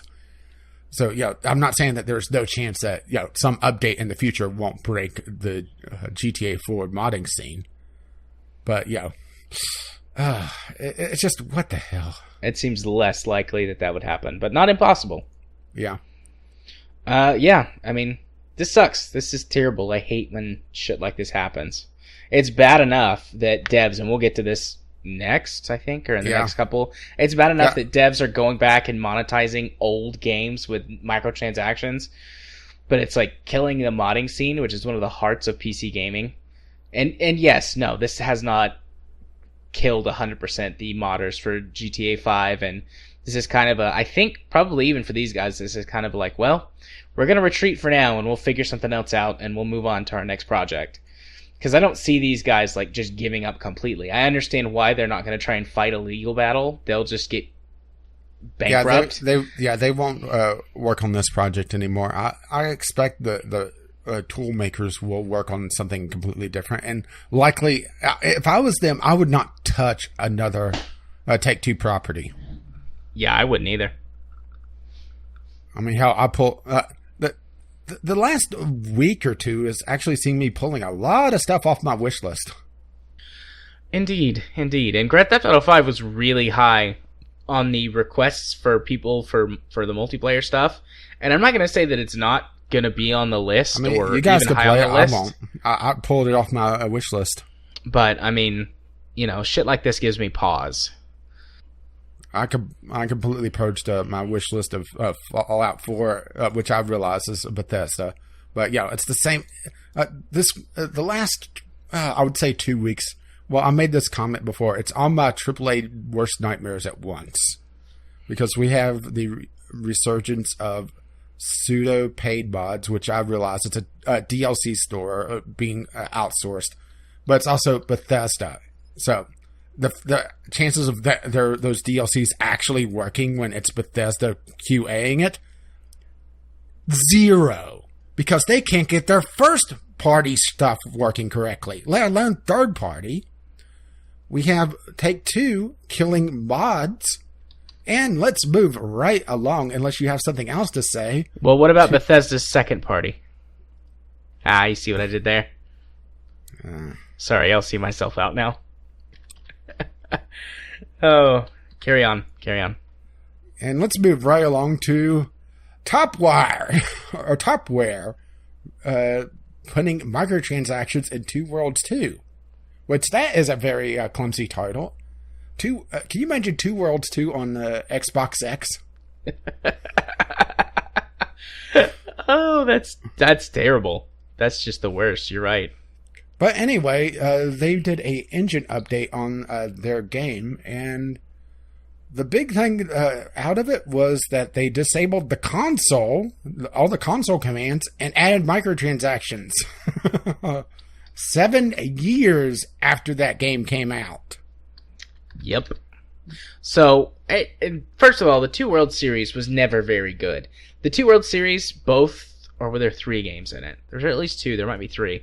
Anyways, it depends on how you break it down, because Two Worlds 2 saw a pretty big expansion, and they have given away Two Worlds at least Two Worlds 2 several times. Okay, but well, those games are like campy and bad and stupid, and I really enjoy them for all of those reasons.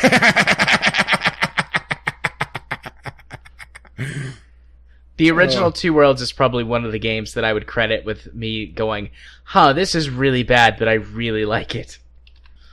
So, it kind of breaks my heart to see this happen a lot more than it... Like, most people are like, this is stupid. Like, these guys are dumb, and even the devs were like, we just did this because we thought we could get away with it. Their justification was, well, the people on Xbox seem to enjoy it. Yeah. So, but it does break my heart a little bit because I actually really liked these games. Probably one of the few people who did. Yeah, I think you are the president of their fan club. Although, honestly, it's not like I was ever going to go back and play it again. But this is a symptom of a larger problem that's been going on for a while, and I'm sure we're going to start seeing more and more of this, is that microtransactions shouldn't be in full-price retail games, and all of these devs are, to use the term, seeing money left on the table and going back to these older games that are still active and adding microtransactions. And I think we're only going to see this get worse. Or even worse is, this is even what I would usually consider even acceptable microtransactions. These are pay to cheat, and they remove the console that allowed these exact microtransactions to be done in the first place for free. Yeah. Oh, I just had a terrible thought. What? I had a terrible thought, and I'm going to share this. Of course you are. Elder Scrolls 6 DLC store, they disable the console. DLC store, they disable the console. The DLC store, and they disable the console, and they put in pay to cheat stuff. Oh, I see what you're saying. Oh, I hope not. That's about all I can really say about that. And the fun part is that a lot of people were complaining about the removing of the console commands out of Two Worlds 2. Mostly because the game is a buggy piece of shit, and you actually had to use some console commands to actually be able to finish the game. Can confirm that is true. It's real bad. It's real bad, guys. I just happen to like it because of its badness. And also because, well, I'm weird. You have you have a low tolerance of quality. I have a high tolerance for bullshit. Yeah, and I have a low tolerance for bullshit. Indeed. And I have even a lower tolerance for corporate bullshit. My tolerance for that's not quite as high as just general bullshit. Anyways. Yeah, this is stupid. Yeah, it's one of those things that I saw this article originally circling around, and I thought, that's a weird time to release an April Fool's article. And then I clicked on it, read it, and looked at the screenshots. Thought, wow, they didn't even put any effort into this for the April Fool's article. Those screenshots suck. Those are real screenshots. It's that terrible. Yep. And wasn't there one... I wasn't able to find the screenshot of it, but to read the actual text, but essentially mocking you for buying it. Just a pure money cheat, essentially. I heard some people talking about that, but I was never able to find the text of it, and I couldn't be bothered to install this game to check it, because I do have it where they gave it away at one point. Jim, I think it's actually in Jim Sterling's video he did about this, because he showed a bunch of the screenshots and was like making fun of the fact that it was making fun of you.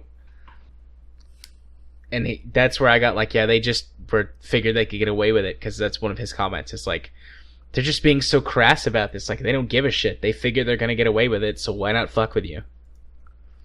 Yeah, maybe this is why I didn't enjoy the Devolver Digital stuff nearly as much as I should have, because I already feel this way that they were talking about.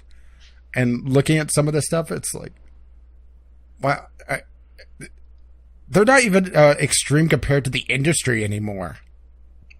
Perhaps so. Perhaps so. Just wait till we get the earliest access games. Oh, wait, too late. Yeah. I mean, I think you had one earlier. I was going to say I had one of those. I had one of the earliest access games.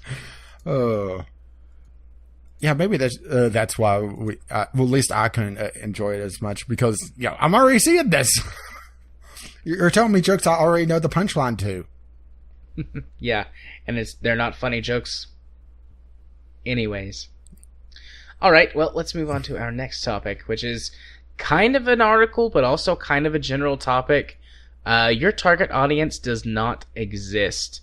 So this is an article about how that basically gaming audiences are and are becoming more and more niche, and what demographics actually look like now that we have better tracking technology and algorithms and all of that jazz.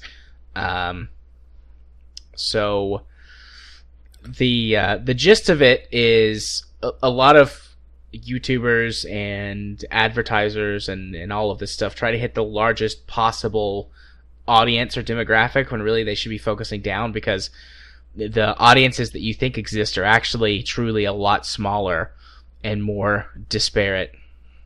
Yeah, I found this extremely interesting, particularly some of the games that they highlighted. For example, Rocket League. That they took a look at the number of games that these different people own, or that focus on. They focused on particular games. For example, the average Rocket League player has 78 games in the library. Meanwhile, Dota 2, 12. Yeah. I mean, that just sounds so foreign, doesn't it? It does. Only having 12 games. A matter of fact, hang on. In order to be in the top 1%, you only had to have... hang on, where is the number on this? Because...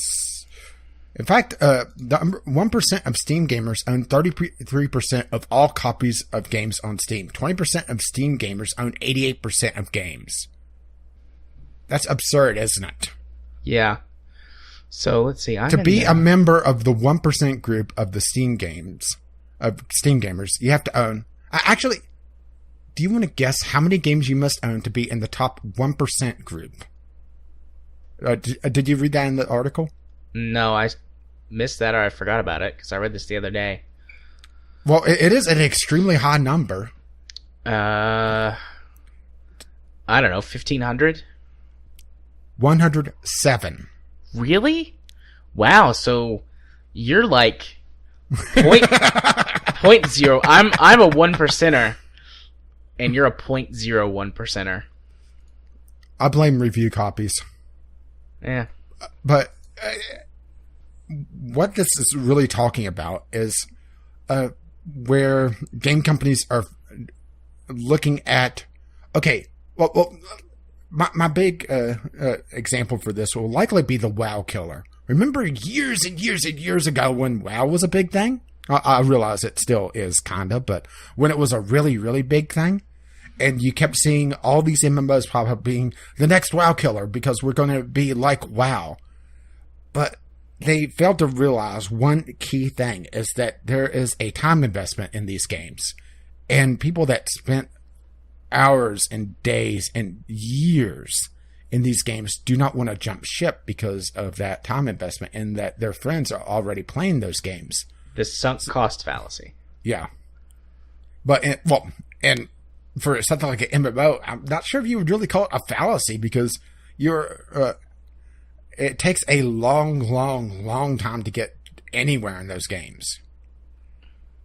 Yeah, well, I mean, it's still the sunk cost fallacy, but I mean, they prey on that. Those games prey on that. Like, if they can get you hooked and get you playing long enough, you're less likely to leave because you're invested and you don't want to leave it because, I'll lose everything.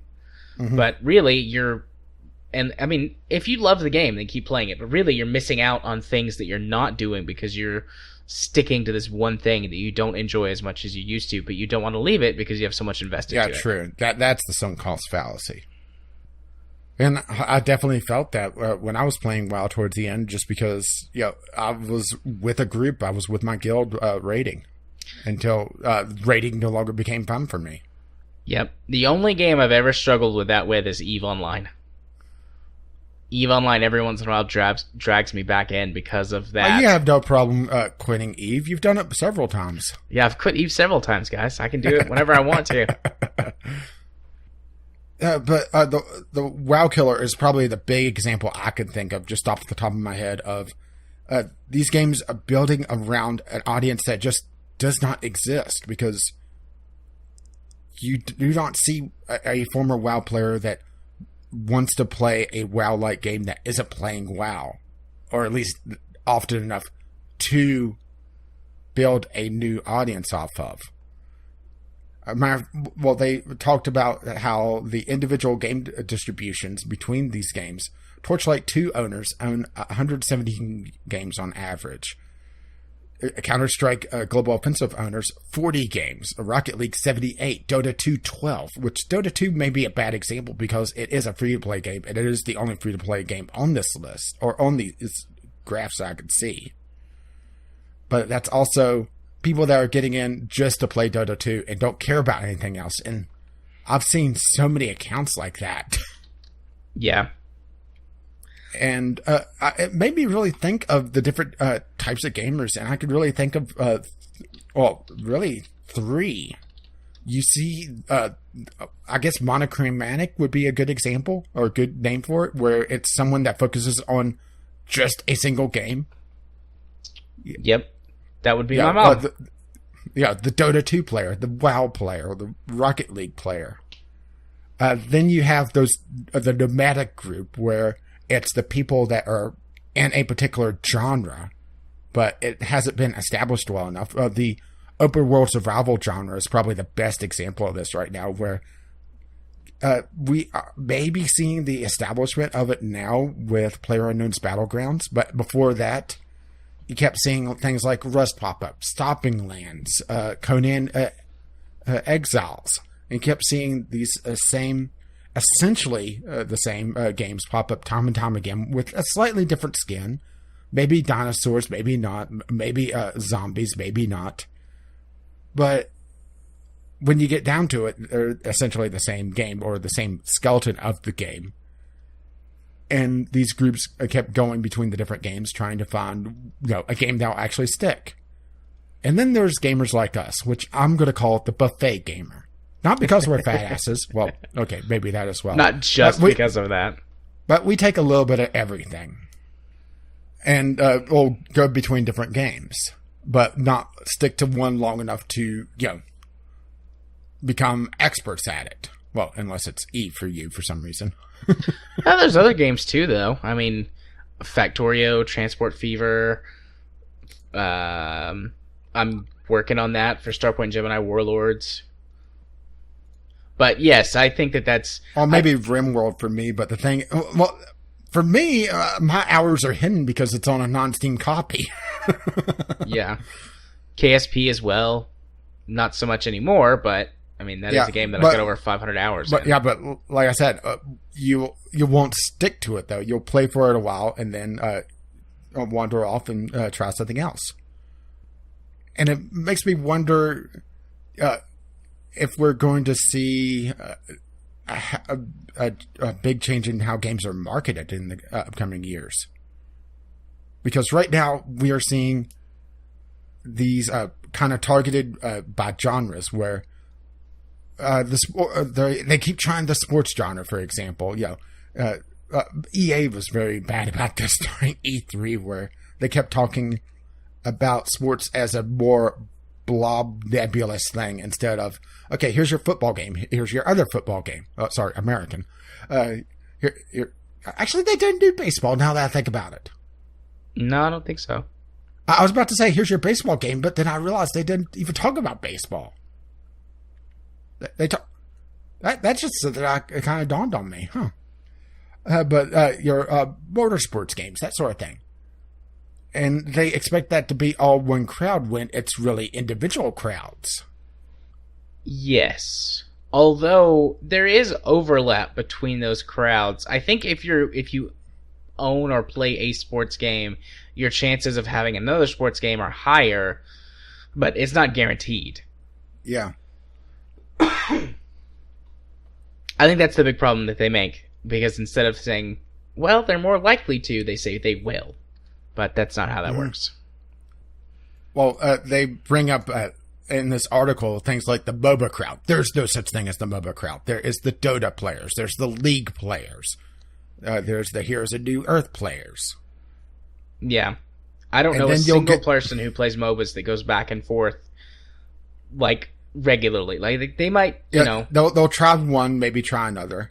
Yeah. But if you stick to one, you're done. Because those skills do not transfer nearly as well as you may think. Yes, it is essentially the same game, but there's nuances. The different heroes. Having to learn a set of 100 heroes or champions or whatever that particular game calls them. You're not going to do that for more than one game. You may see people that play League play another MOBA style game that's a little bit softer. Play something like Clash of Clans. That's a very popular one. That's very easy to pick up, but it's also not nearly as in depth. You may see them play a mobile-like game, something like Awesome Knots, but you won't see a heavy League player also playing Dota. Yeah. Typically not. I mean, there's exceptions, but typically not. And that's where this whole idea of your target audience doesn't exist come from. Where you shouldn't be talking about MOBA audiences, you should be talking about Dota audience. You shouldn't be talking about core gamers, you should be talking about your FPS gamer. FPS is probably a better example of a game genre that sees a lot of crossover. Until you start getting into the competitive side of things, then things start to really buckle down. Yeah. This was a very interesting article. I really liked this. It really broke down. I didn't realize I realized just how tight Dota 2, and I would imagine Team Fortress 2 is probably the same. But things like Rocket League, I wasn't expecting. Or even Torchlight 2. Yeah. Yeah, and I kind of extrapolated it even further. Like, I was talking about YouTube stuff first, and that doesn't really come up in this article, but, I mean, like, that applies there. And I've had those thoughts and conversations and studied that sort of thing. I mean, this doesn't surprise me, but as a therapist, I've had to study sociology and in-grouping and things like that. So, like, just seeing it, I'm like, oh, yep, get it. Totally get it. I'm kind of inoculated from that because you and I are personally, because we just, like, go for games. We just play games. Get games, want games. Yeah, and we play all kinds of games. And we've got things that we prefer and things that we'd rather not play usually, but in general, we're like, we'll play anything. So. Yeah, that's where I came up with the term buffet. Yeah, no, that's really good. That was a really good one. Yeah, and it does cross over to other things. Well, you brought up YouTube, where my viewers for RimWorld won't watch, mostly things like Divinity Original Sin. Those are two very different games. Yeah. There are very few channels on YouTube where I will watch everything that the channel puts out. I mean, there's a few that they only do one thing, or maybe two things, and I like both of those things. But in general, I don't watch everything that every YouTube channel puts out. Oh, good luck if you try to do it with mine. Mostly because you'd get sick of me. I mean, I don't get sick of you now. I spend a lot of time with you every week, on average. Poor Jared. Yeah, it's fine. So, yeah. Let us move on to our final topic, a bit of a palate cleanse, although this was a pretty good palate cleanse, I feel like. But we expected a lot more, I think, vitriol for our previous two news topics than we did. But for our final topic this week... Oh, trust me, the hate is there for Take Two. It's just, it's more of... dumbasses. Right. But yes. And removing things from my wish list. Sad day. Hey, look at it this way. They're saving me money to go buy indie games. The way the AAA and some AA companies are going, I may as well just buy a beret and a turtleneck and be an indie tart at this rate. Be a hipster. Get some plaid, horn-rimmed glasses. Yes, I only buy indie games because the small developers and things. I think we may have... hang on, let me hunt down... continue talking, because I think I might have my thing I'm going to put for the Twitter this week. Okay. I don't know what to keep talking about, because I was about to move on to the next news topic, but I feel like you're going to interrupt, so maybe we shouldn't start talking about Nintendo. Oh, you just want to have a big silence here? Yeah, I'll cut it out. Okay. I found it. Courtesy of Edmund McMillan. So you know where this is going. Okay. That's cute. You will have to put that in the show notes. I think that's going to be the Twitter for this week. Fair enough. Anyways, let's move on to our final news topic of the week. Nintendo. We reject politics. Fans should just have fun with our games. So, some SJWs probably have got their panties in a wad. Probably it is. I joked about this during the E3 conference, calling cultural appropriation. Well, you know. Yeah. So, yes. There are some people making a big hubbub about the fact that Mario in the new... What's it called? Mario Odyssey. Mario Odyssey is wearing a sombrero and playing a classically inspired Mexican tune. And he's wearing a poncho. Don't forget about the poncho. And a poncho. And so there's a whole bunch of people making a big hubbub about it being cultural appropriation and racist and all of this other stuff. And build that solar wall? Yeah, build that solar wall. Let's not start on that again.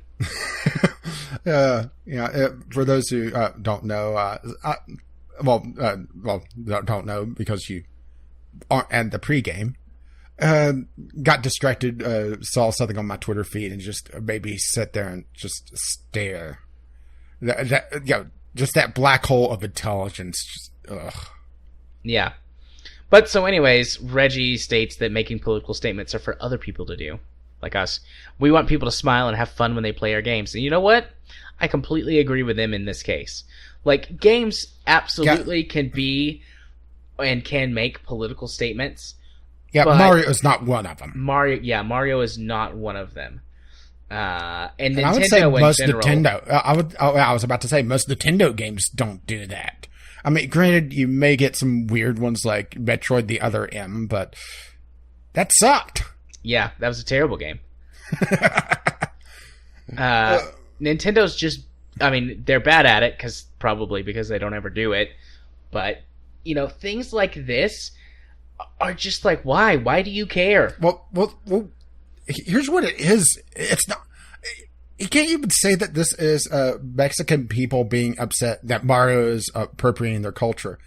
This is typically white, either guys or girls, typically women though, being offended on other people's behalf. Yeah. And trying to get games to be changed.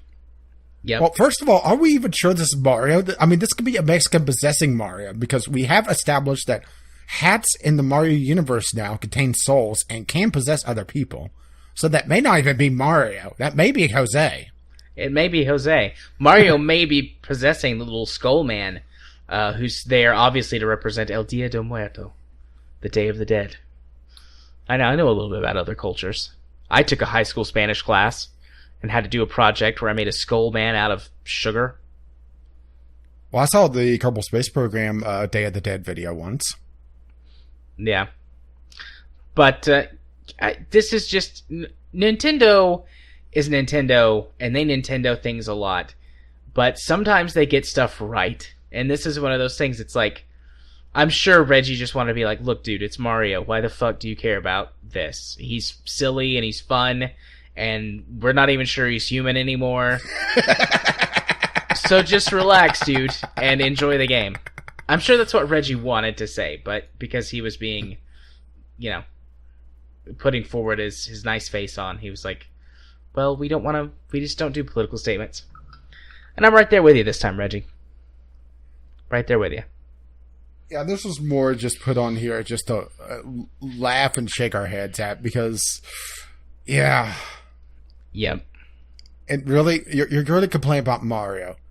Well, to be fair, they also complain often about Mario saving the princess. But isn't that the reason of her entire existence? The fact that anytime Princess Peach is at all competent to do anything just seems odd at this point. Yeah. I love how that they replaced her in that Mario plus Rabbids with a Rabbid dressed as Princess Peach. I love that. Yeah, for most of it. She does show up the real Princess Peach. Yeah. But I thought that was great. Have you seen, and I haven't been able to find this, I've only seen it on this week's Gymquisition, but have you seen the Peach Rabbid porn? Oh dear God, no. I still have not been able to find it anywhere. I've looked for it, so I might just later link you to the exact time that it pops up in this week's Gymquisition so that you can see it. Unless you don't want to look. I can't make you click links. But I'm not going to look. I'll have to look for that. Well, you found your new fetish for at least the next 30 seconds until you find your next one. It's odd, let's say. But you don't say. We can move on. Do you need a break? Not really. Okay. Are we not even riding the elevator this week? We might not. I'm still doing okay myself. So let's. What? I'm just watching you click on the show notes. Oh yeah, it's like you can't find what you're trying to click on. I'm just fidgeting. You can't even spin. Go. No, I can't do that. And I don't have my spinner either. My fidget spinner. It's in my. Maybe I should get one. Not because I want one, but so everybody could shut the fuck up about it. And usually, whenever I get something, the fad is long over. I think that the fad might be finally ending. My kids are. Some of the kids that I see are becoming more like, yeah, fidget spinners, whatever. It's like, fuck you, kids. All right, folks. It's time to move on to our community corner. All of that's going to be cut out and either be Franken content. At least some of it's going to wind up in the outtakes. You should really listen after the end song this week. Just trust me, it's great. Yeah, just listen to Jared just cackle away.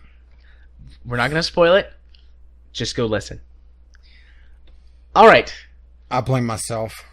We have one text letter this week, unless something else has just come in. We actually have a letter. That's more important. This letter comes to us from Jimmy Jam, who actually went, also known as Jim3535, who also went to E3. Yeah, I wonder how much con cred he got, because whenever you get into a large crowd like that, there's a high chance of just feeling like shit afterwards. You know, all the various germs and mutations of diseases. Yeah. Apparently he's been before. I didn't realize that. I don't know if he's ever said publicly, but I know that he works for a tech company, and I won't say anything else. I don't know if he's got any, employment stuff to keep secret, so I won't say specifically. And he did also send us pictures of E3, which I have retweeted ages ago when they originally came out, and they were more relevant. They actually had a ball pit. Did they? Yeah. Well, alrighty then. But he has been to E3 before, but he went this year, I think, just as a general person of the public, as opposed to going with his company. So, I don't know, I guess he's got both perspectives.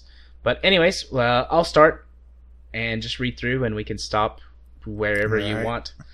This year's E3 was lacking in really exciting news or demos, despite the new Xbone X and new games. There wasn't really anything epic there. Actually, being at the show was a totally different experience than watching online coverage. Online, you get to see all of the keynotes and get way more news.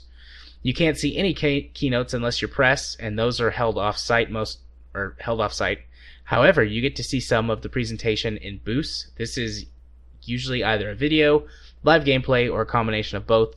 Booths often have game station setups where you can play the game before they are released. You read a couple of lines, please. I need to take a drink of water. Okay. The major booths usually have really long lines to see the demos or play the games. It's often 1 to 3 hours just to get the more popular ones. At many booths, the press also gets to cut in line. They have a fast pass, which is true. And matter of fact, there was, I think Jim talked about going to try to look at VR, and they were allowing the press to cut in line so much that it just took all day to get through. Yeah, I think you talked about that on Friday. Yeah. Last Friday or Friday before last, something like that. Yeah, let's see. You used to be able to get swag at the end of the presentation or demo, usually a promotional trinket or junk, or with the occasional t-shirt. This year, there's been hardly any swag, possibly due to the public being allowed in. Yeah, that's probably it. The filthy masses. Yeah. Because, I mean, these companies aren't going to spend... I mean, they spend a shit ton of money on this, but they're not going to spend an infinite amount of money because everybody's going to come up and say, oh, I want your shirt or the pen or whatever it is that you have. And then they'll get pissed if they don't have it. So it's just the easier bobblehead. not to have swag. Don't forget the bobbleheads. Yeah. Or the Funko Pops or whatever it is nowadays. Yeah, I've never been to like E3 or any sort of games convention, but for various jobs I've had in the past, I've been to other conventions. And even as a therapist, I've been to a couple. And you can get some pretty decent swag at these sort of industry-only events, but... Must be hell to take back all the sample couches from the therapist one. Man, I wish I got sample couches. No, the last therapy convention that I went to, I got a lot of pens. So, like, I haven't bought pens or pencils in years. I've got so many from these conventions I've been to. A couple of backpacks, actually. Some nice backpacks. I got socks once. I really like socks. I'm a big socks person. I have lots of like novelty socks, so I was excited to get socks.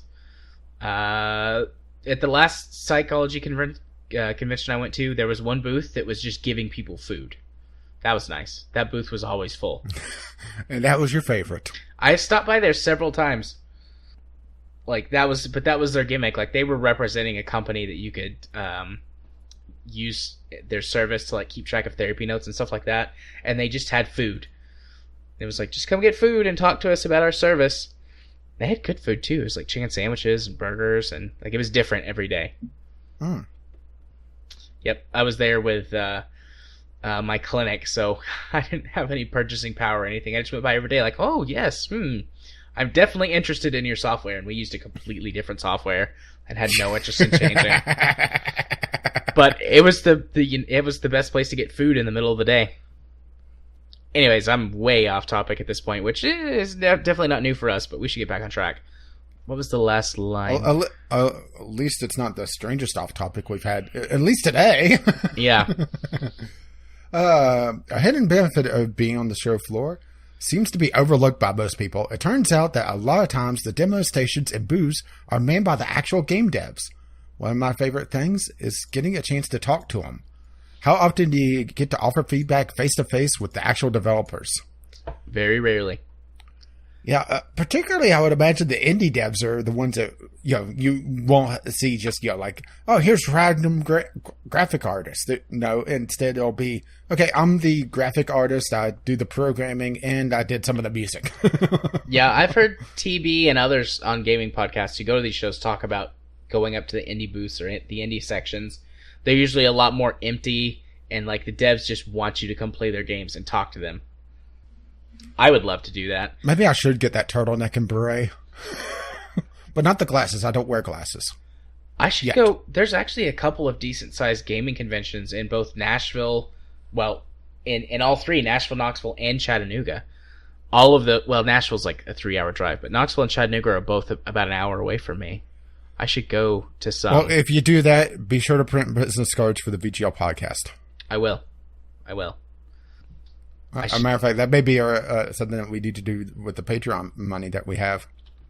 Business cards, send Jared to a convention. Yeah. I'm now doing a Google search. Carry on. Okay.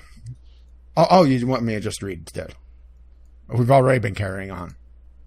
Hey-o. There are a lot of smaller booths that have some interesting stuff that most people overlook. This year, the immersive tech area had a bunch of small booths with various VR and other demos. Oh, here we go. One had a grid of ultrasonic speakers that could create haptic feedback a foot or so above it. Well, that sounds really interesting. You could pass your hand through it and feel the shape of virtual objects. The tent with free beer across the street is always a great place to visit. Not many people seem to notice, since it's a low-key area and in a parking lot. With the general public being let in, it's definitely noticeable. Not a lot of swag, but the parking was really bad and it was swamped with people. The line for Fallout VR was 4 to 5 hours when I checked, and the show was closing in 5 hours at that time. There was also a demographic change with a lot of sweaty gamers with yellow badges, general public.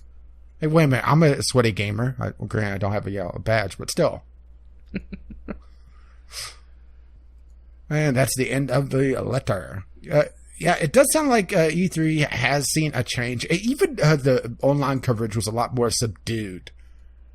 But we talked about that last week, where a lot of the game focus was on games that actually had a chance to come out. Because in the past years, there's been several games that even had a large presentation that was completely canceled or delayed years and years and years.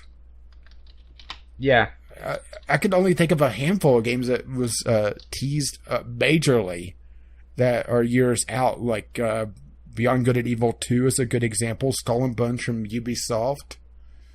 EA, I don't think they really teased anything that was several years out. Microsoft, only thing I can think of offhand would be maybe Sea of Thieves. Did that get a release date this year?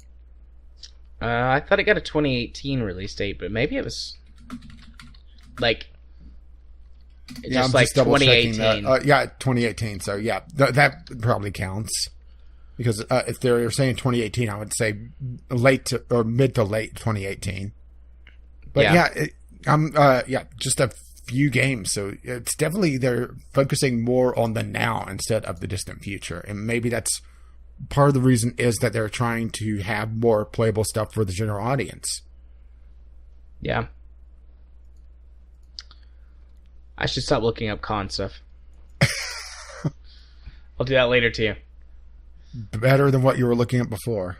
The next con Nuga is in February of next year. I should probably check for cons in my area, but I have a feeling they're going to be small or non-existent. And I think it's going to be the latter, not the former. Okay, so tweets for the last couple of weeks. Not a lot of activity on the Twitter. Mostly because it's been focused on our personal Twitters, I think. Yeah. Jim, I mentioned it before, had a lot of E3 pictures, which I retweeted. Chemist, I've been summoned, I think. Didn't quite to catch that. A rewind is wonky on very long episodes. No, Chemist, you've been sent. Groove will be around with the crate. Just ignore the smell. And Kyle, opinions on playing some Planetary Annihilation Titans for Friday night streams? Planetary Annihilations is another game that... or Uber is kind of on my shit list as well for how they've treated Monday Night Combat. And how they treated Planetary Annihilation. Yeah, I responded to him that we'll play it Friday. If there are enough people that have it.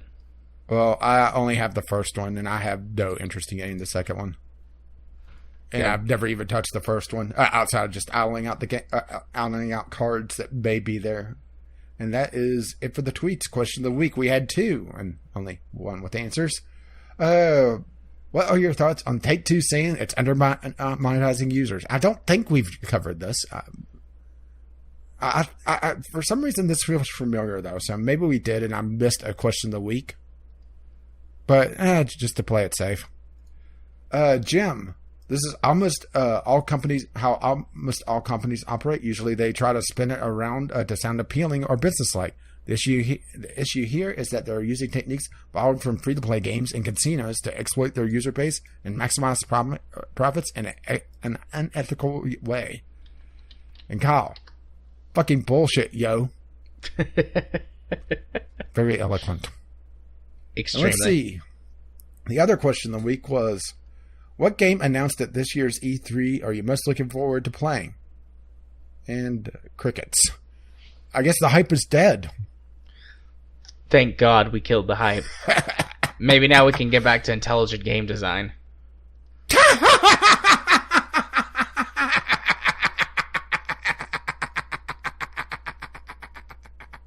Just gonna mute all of that. That would be mean. I wouldn't do that. Personally, I don't blame you if you mute me most of the time. But that is our community corner. If you wish to email us like Jim did, you could email us bglpodcast@gmail.com or tweet us bglpodcast on Twitter. And the question of the week does appear there Fridays, usually sometime in the evening. It's just a little bit random, just to throw Jared off and annoy him ever so slightly. Every once in a while. Indeed. So, let us move on to our Steam discovery queues. Rage, do you want to say it or do you want me to say it? Cue the music. That works. Alrighty, let's see what we get this week. Yeah, this is going to be an interesting week because it's the last week before the big summer sale. And I get an anime fighting game immediately. Not too shabby, I don't think. Valkyrie Drive. I think I've seen that game before. It's not on your wish list. Maybe I haven't seen it before. There's quite a few I'll anime fighting games. Yeah, that's also becoming an emerging genre. Is just anime fighting game, cute girls in very short or non-existent skirts. The best kind of skirts. Non-existent ones. But yeah, Valkyrie Drive. I played a few of these type of games, mostly due to review copies. And if you're looking for a hack and slash game, they're usually not terrible. It's just, if you're averse to anime titties, well, you're not going to enjoy this. Well, this is... It does look like that I am getting a censorship watch from one of my curators saying that to make it a little bit more palatable for the Western audiences, they removed all the ages from all the character profiles so that you're not sure what age the characters are anymore, because that makes it all the better. Yeah. Okay, so this is... I don't like the look of this game, but because of... Oh, and I didn't say. It gave me that for really no good reason. Right. Okay, so this is Serious Sam's Bogus Detour.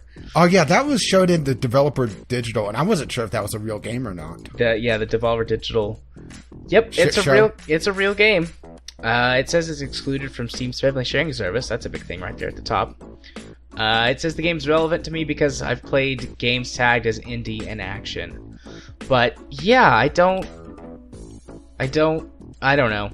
Just the fact that it's a Devolver game right after that. At first, sometimes they can be very amusing. It's just that wasn't one of their times. At first, I was like, "There's a new." I guess this is a Serious Sam game, right? This was supposedly one of the projects that Serious Sam ages and ages ago was having a big indie thing where they licensed out the Serious Sam license to 3 indie developers, and this was the third game that was supposed to be part of that never appeared until now. I see. Well, I just got Valkyria Drive on my list, so I guess I'd never seen it before. And was just thinking of another.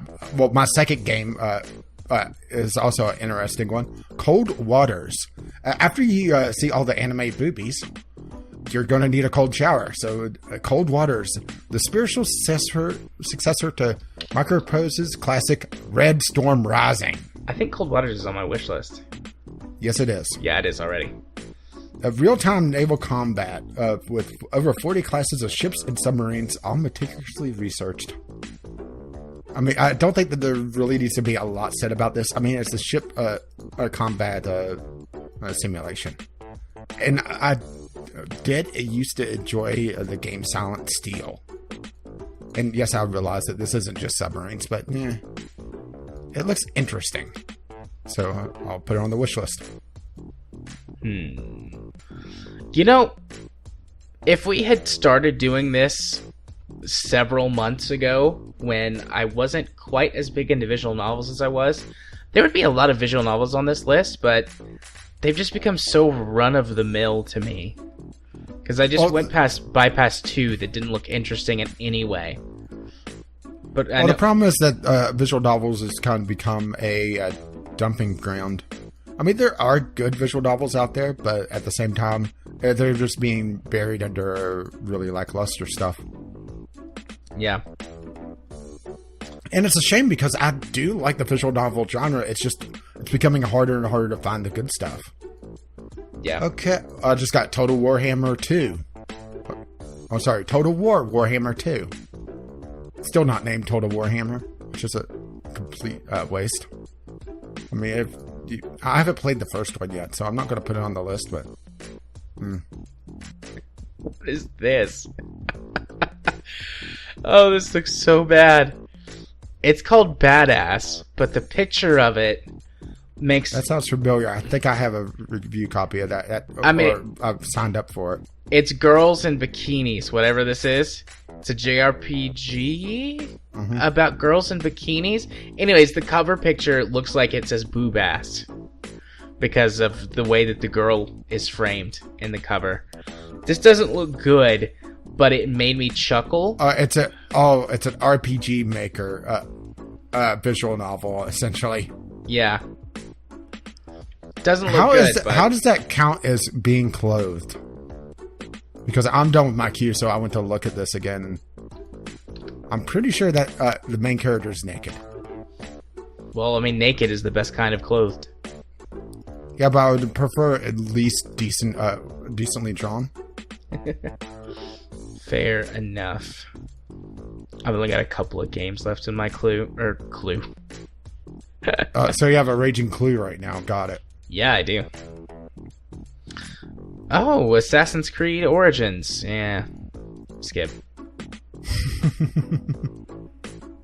I kind of want to do a second one just because I got a lot of crap. I mean, you could if you wanted to. We're okay on time. Bonus queue? Sure. I just finished my clue.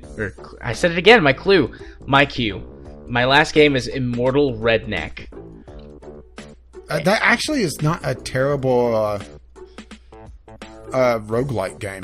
It looks not alright. Amazing, but it reminds... immediately starting my queue, I got a good one. What'd you get? Or my secondary queue. Alien Swarm Reactive Drop. This is something I want to play for for Friday at some point. Free to play. It's essentially a remake of the old Alien Swarm game. Okay. And it boasts up to 4 players, I believe. Fancy. Oh, sorry, tactical co-op with up to 8 players with a top-down perspective. So, right off the bat, good things. Indeed. I'm not having such luck with the first couple of games in my queue. Oh, and I didn't even mention Alien Drop. Just 3 friends have played it in a couple tags. Multiplayer, co-op, action, and free-to-play. Maybe it's not a bad idea that we had a secondary queue, huh? Yeah. This looks odd. Raise the Dead. Raise the Dead is a zombie experimental game. Perform research and experiments on zombies, craft potions, grow various plants, and upgrade your equipment. Your ultimate goal is to find a cure for the zombie outbreak. And it's got a very cutesy... what is the game where it's like something farmer, and you're like farming the cute little Slime balls. Farmer? Yeah, Slime Rancher. That's it. This looks like that, except with zombies and tomatoes. Huh. It looks cute. I'm gonna put it on the list as a good one. Well, I found one that's on your wish list. What is it? Bio Inc. Redemption. I don't remember what that game is, so I'll have to go. Well, I just dropped a link into here. Bio Inc. Redemption is a biomedical simulator in which you make life and death decisions, create the ultimate illness to torment your victim, or play the head of a medical team and hopefully... I clicked down. Hopefully find a cure to save your patient. So it's essentially Plague Inc., but also the ability to play the doctors. And it looks interesting. And my problem with Plague Inc. was always that it seemed rather shallow. Yeah. I'm not sure how deep this goes, but it looks worth at least checking out. Ooh. They are billions. Steampunk. Is this turn-based strategy game? Yeah, maybe this is also a good week to do an extra Discovery queue, because the Steam Summer Sale is tomorrow. Yeah. Well, it starts tomorrow. Oh, I just got Serious Sam Bogus Detour. Skip. Yeah, I'm getting a lot of crap now. Yeah, I had a lot of crap in my first queue, but... Whoops, I had to mark that add to wish list. Not interested. This queue has been better. Well, so far. Oh, I was about to click off of this, but the Tesla Effect, a Tex Murphy adventure, or Tex Murphy adventure. Yeah, that's an older game at this point, I think. Unless they made a new one. No, this is an older one. Okay. But this is essentially a homage to the old full motion video games from the late 90s, early 2000s. And Tex Murphy was one of the bigger ones, wasn't it? If I recall correctly. Yeah. It was essentially a sci-fi detective genre, or detective noir game, or a series of games. And this is essentially a reset of the story. No, it's a continuation of the older story. Well, kind of a reset, because doesn't he have amnesia, so it resets his memory? Yeah, he does have amnesia, and part of what you're doing is trying to figure out what happened, and it pulls in a lot of stuff from the older games too. I've played it. It's a decent game. It doesn't look the greatest. The full motion video stuff is great. That's really well done.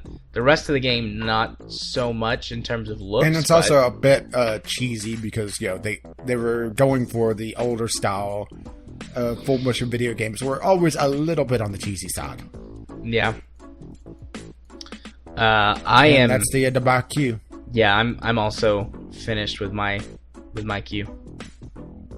So I added a couple things and found something for Fridays at some point. Indeed. I mean, I had 5, and only one of them was bad, so...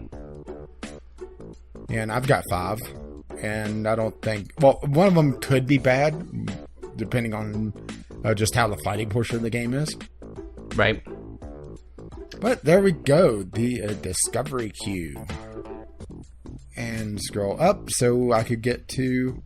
Well, what are we doing this week? That would be the portion of the podcast where you go first. That is correct.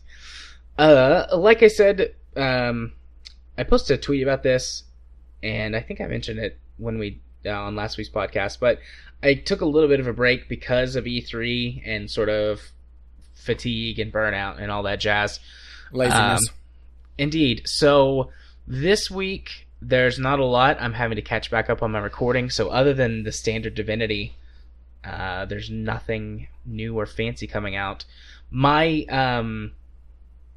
Naval Ops Commander Let's Play series has been retweeted, like the first couple of episodes that have released got retweeted several times by Chinese or Japanese people on Twitter.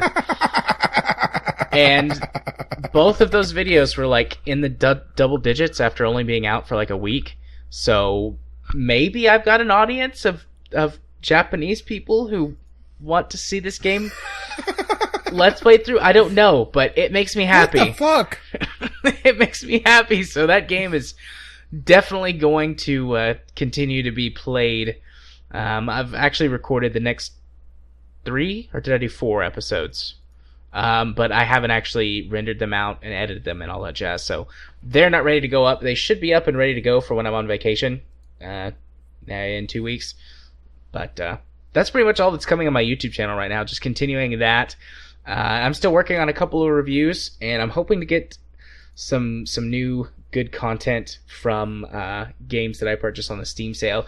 I am going to start doing something new with these games that I get from Keymailer. Basically, not exactly a first impressions, but like I play these games, and whether they're good or bad, it's like, well, so far most of them have been bad. I'm like, well, I don't really want to go back to play this, but I'd like to be able to put another video on my channel that has that tag so that I can get, like, I don't know, points or ranks or however they calculate that on Keymailer, so that I could hopefully get more keys in the future. So I think I'm just gonna start recording my gameplay and then just put the video up as like a gameplay video or something like that. So at least you can go check out all of the games and understand why I'm like, yeah, this is garbage or this is good or whatever. I still haven't found one good enough that makes me want to do videos on it, but who knows? I'm sure it's out there somewhere, and it'll find its way to me. Honestly, eventually. sometimes they are really surprising. Just, what ones are good and which ones aren't. Yeah. I mean, I honestly started up Art of Gravity just as a kind of a lark. Okay, Forts didn't pan out. I want to at least try something. Here, let me try this. Actually, this isn't that bad. Do I have problems with it? Oh, yeah, mostly because I'm me, but also, maybe it's just me, but if I like something, I'm almost harder on it because I want to be as objective as possible. Right.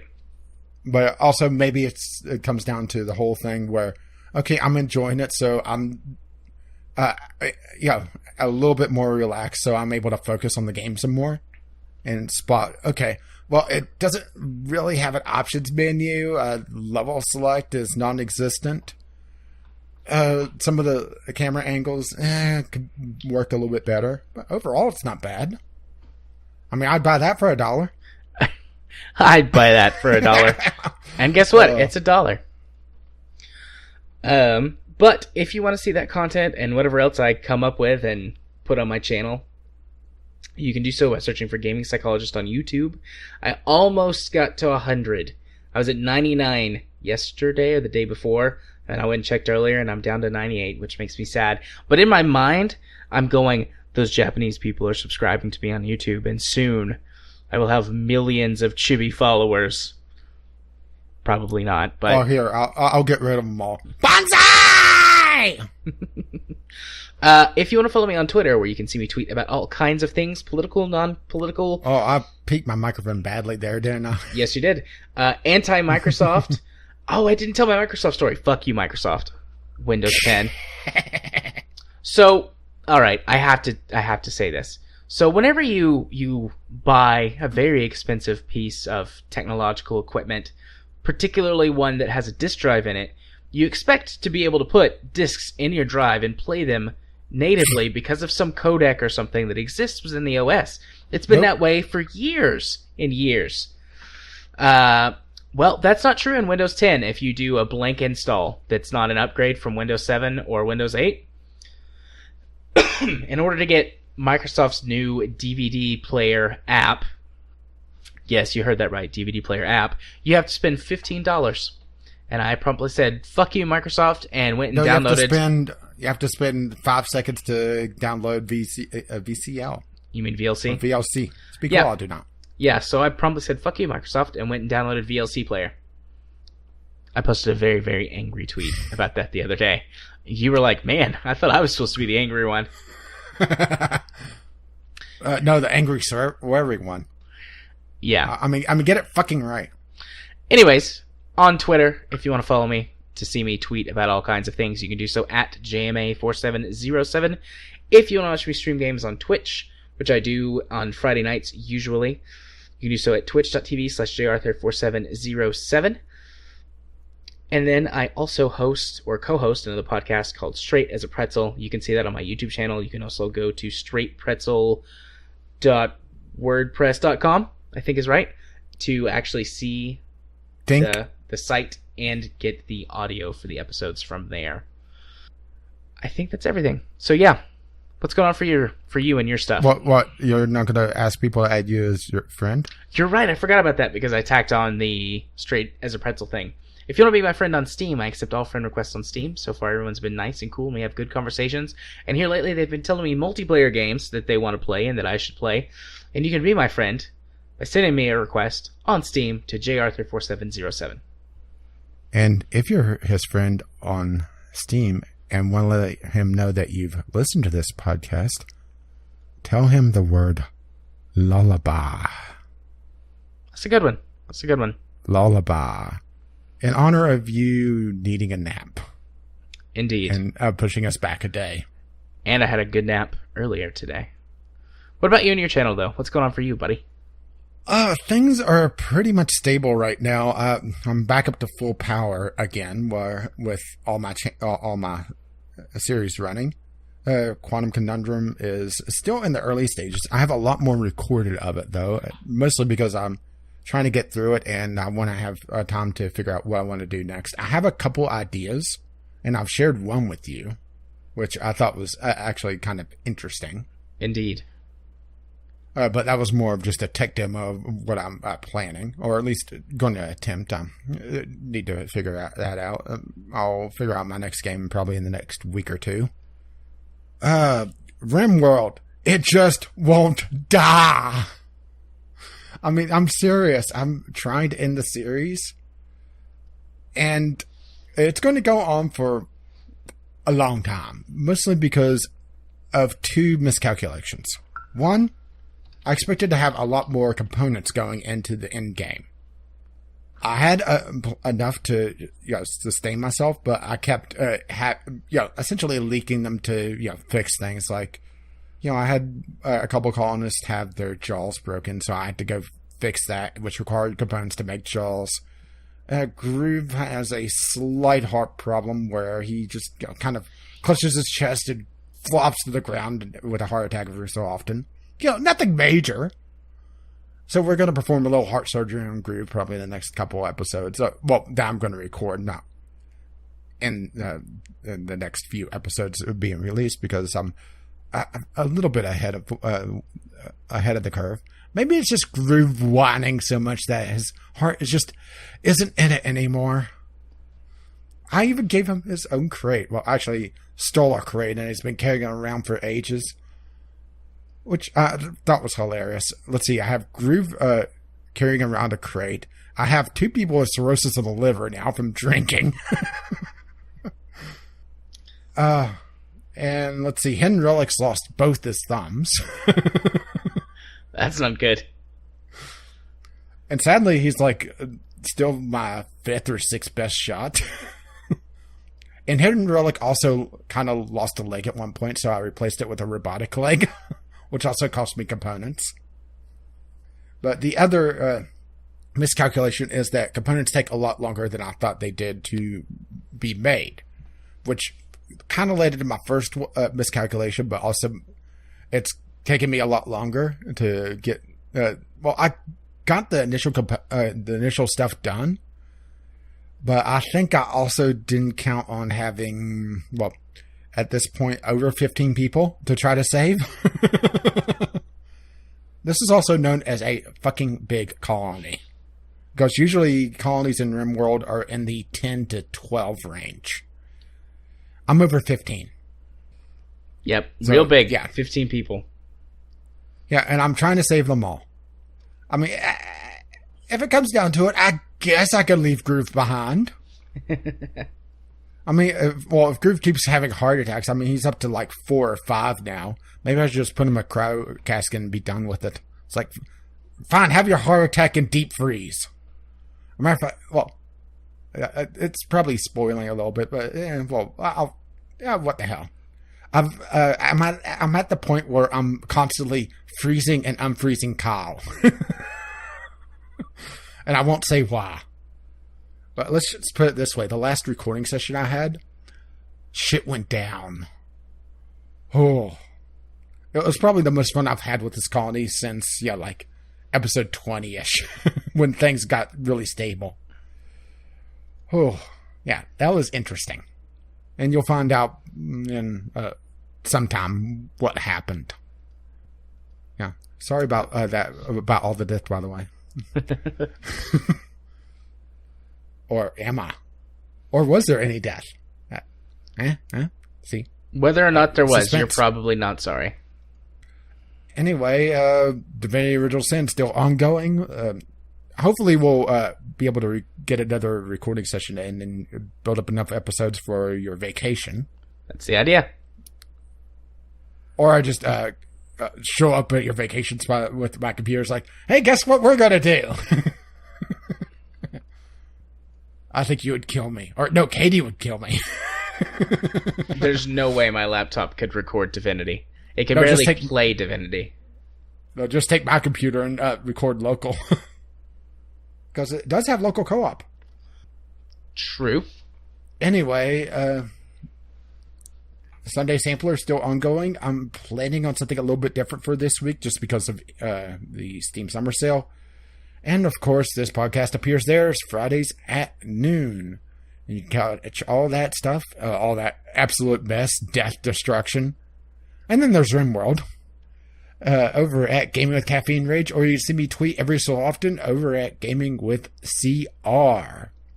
And while we're talking about websites, you can also find us over at Podbean. Speak well, I do not. BGLpodcast.podbean.com with our RSS feed, or you can find us on iTunes or Google Play. You can help pay for this madness over on patreon.com/VGLpodcast, or if you just want to tell us something and contribute to the absolute madness, you could contact us once again, VGLpodcast@gmail.com with your letters, voicemails, gaming-related topics, games that you want us to play, or just tweet us, VGL Podcast, on Twitter.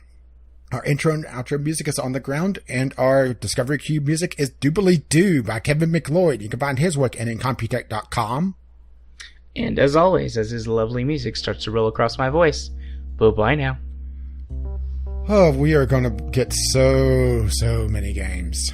Oh, yeah. We're going to load up the plates and just get all the games, and we're just going to be fat asses with all the games and be the 1%ers. Remember to stick around after the end of the song. Bye-bye.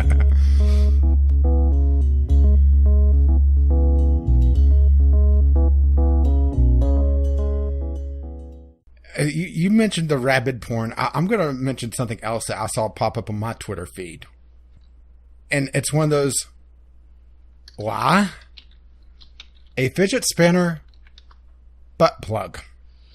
Oh, my... Oh, I have to look this up. I'm going there right now. Googling that right now. On Etsy.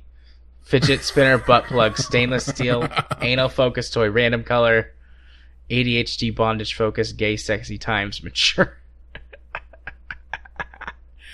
Oh, well, this is great. We know what Jared wants for Christmas now. Sweet baby Jesus, this is great.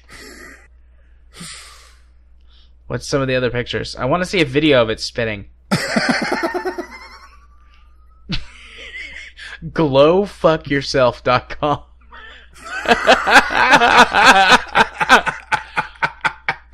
Oh, the home of the internet's favorite butt plugs. Glow Fuck Yourself.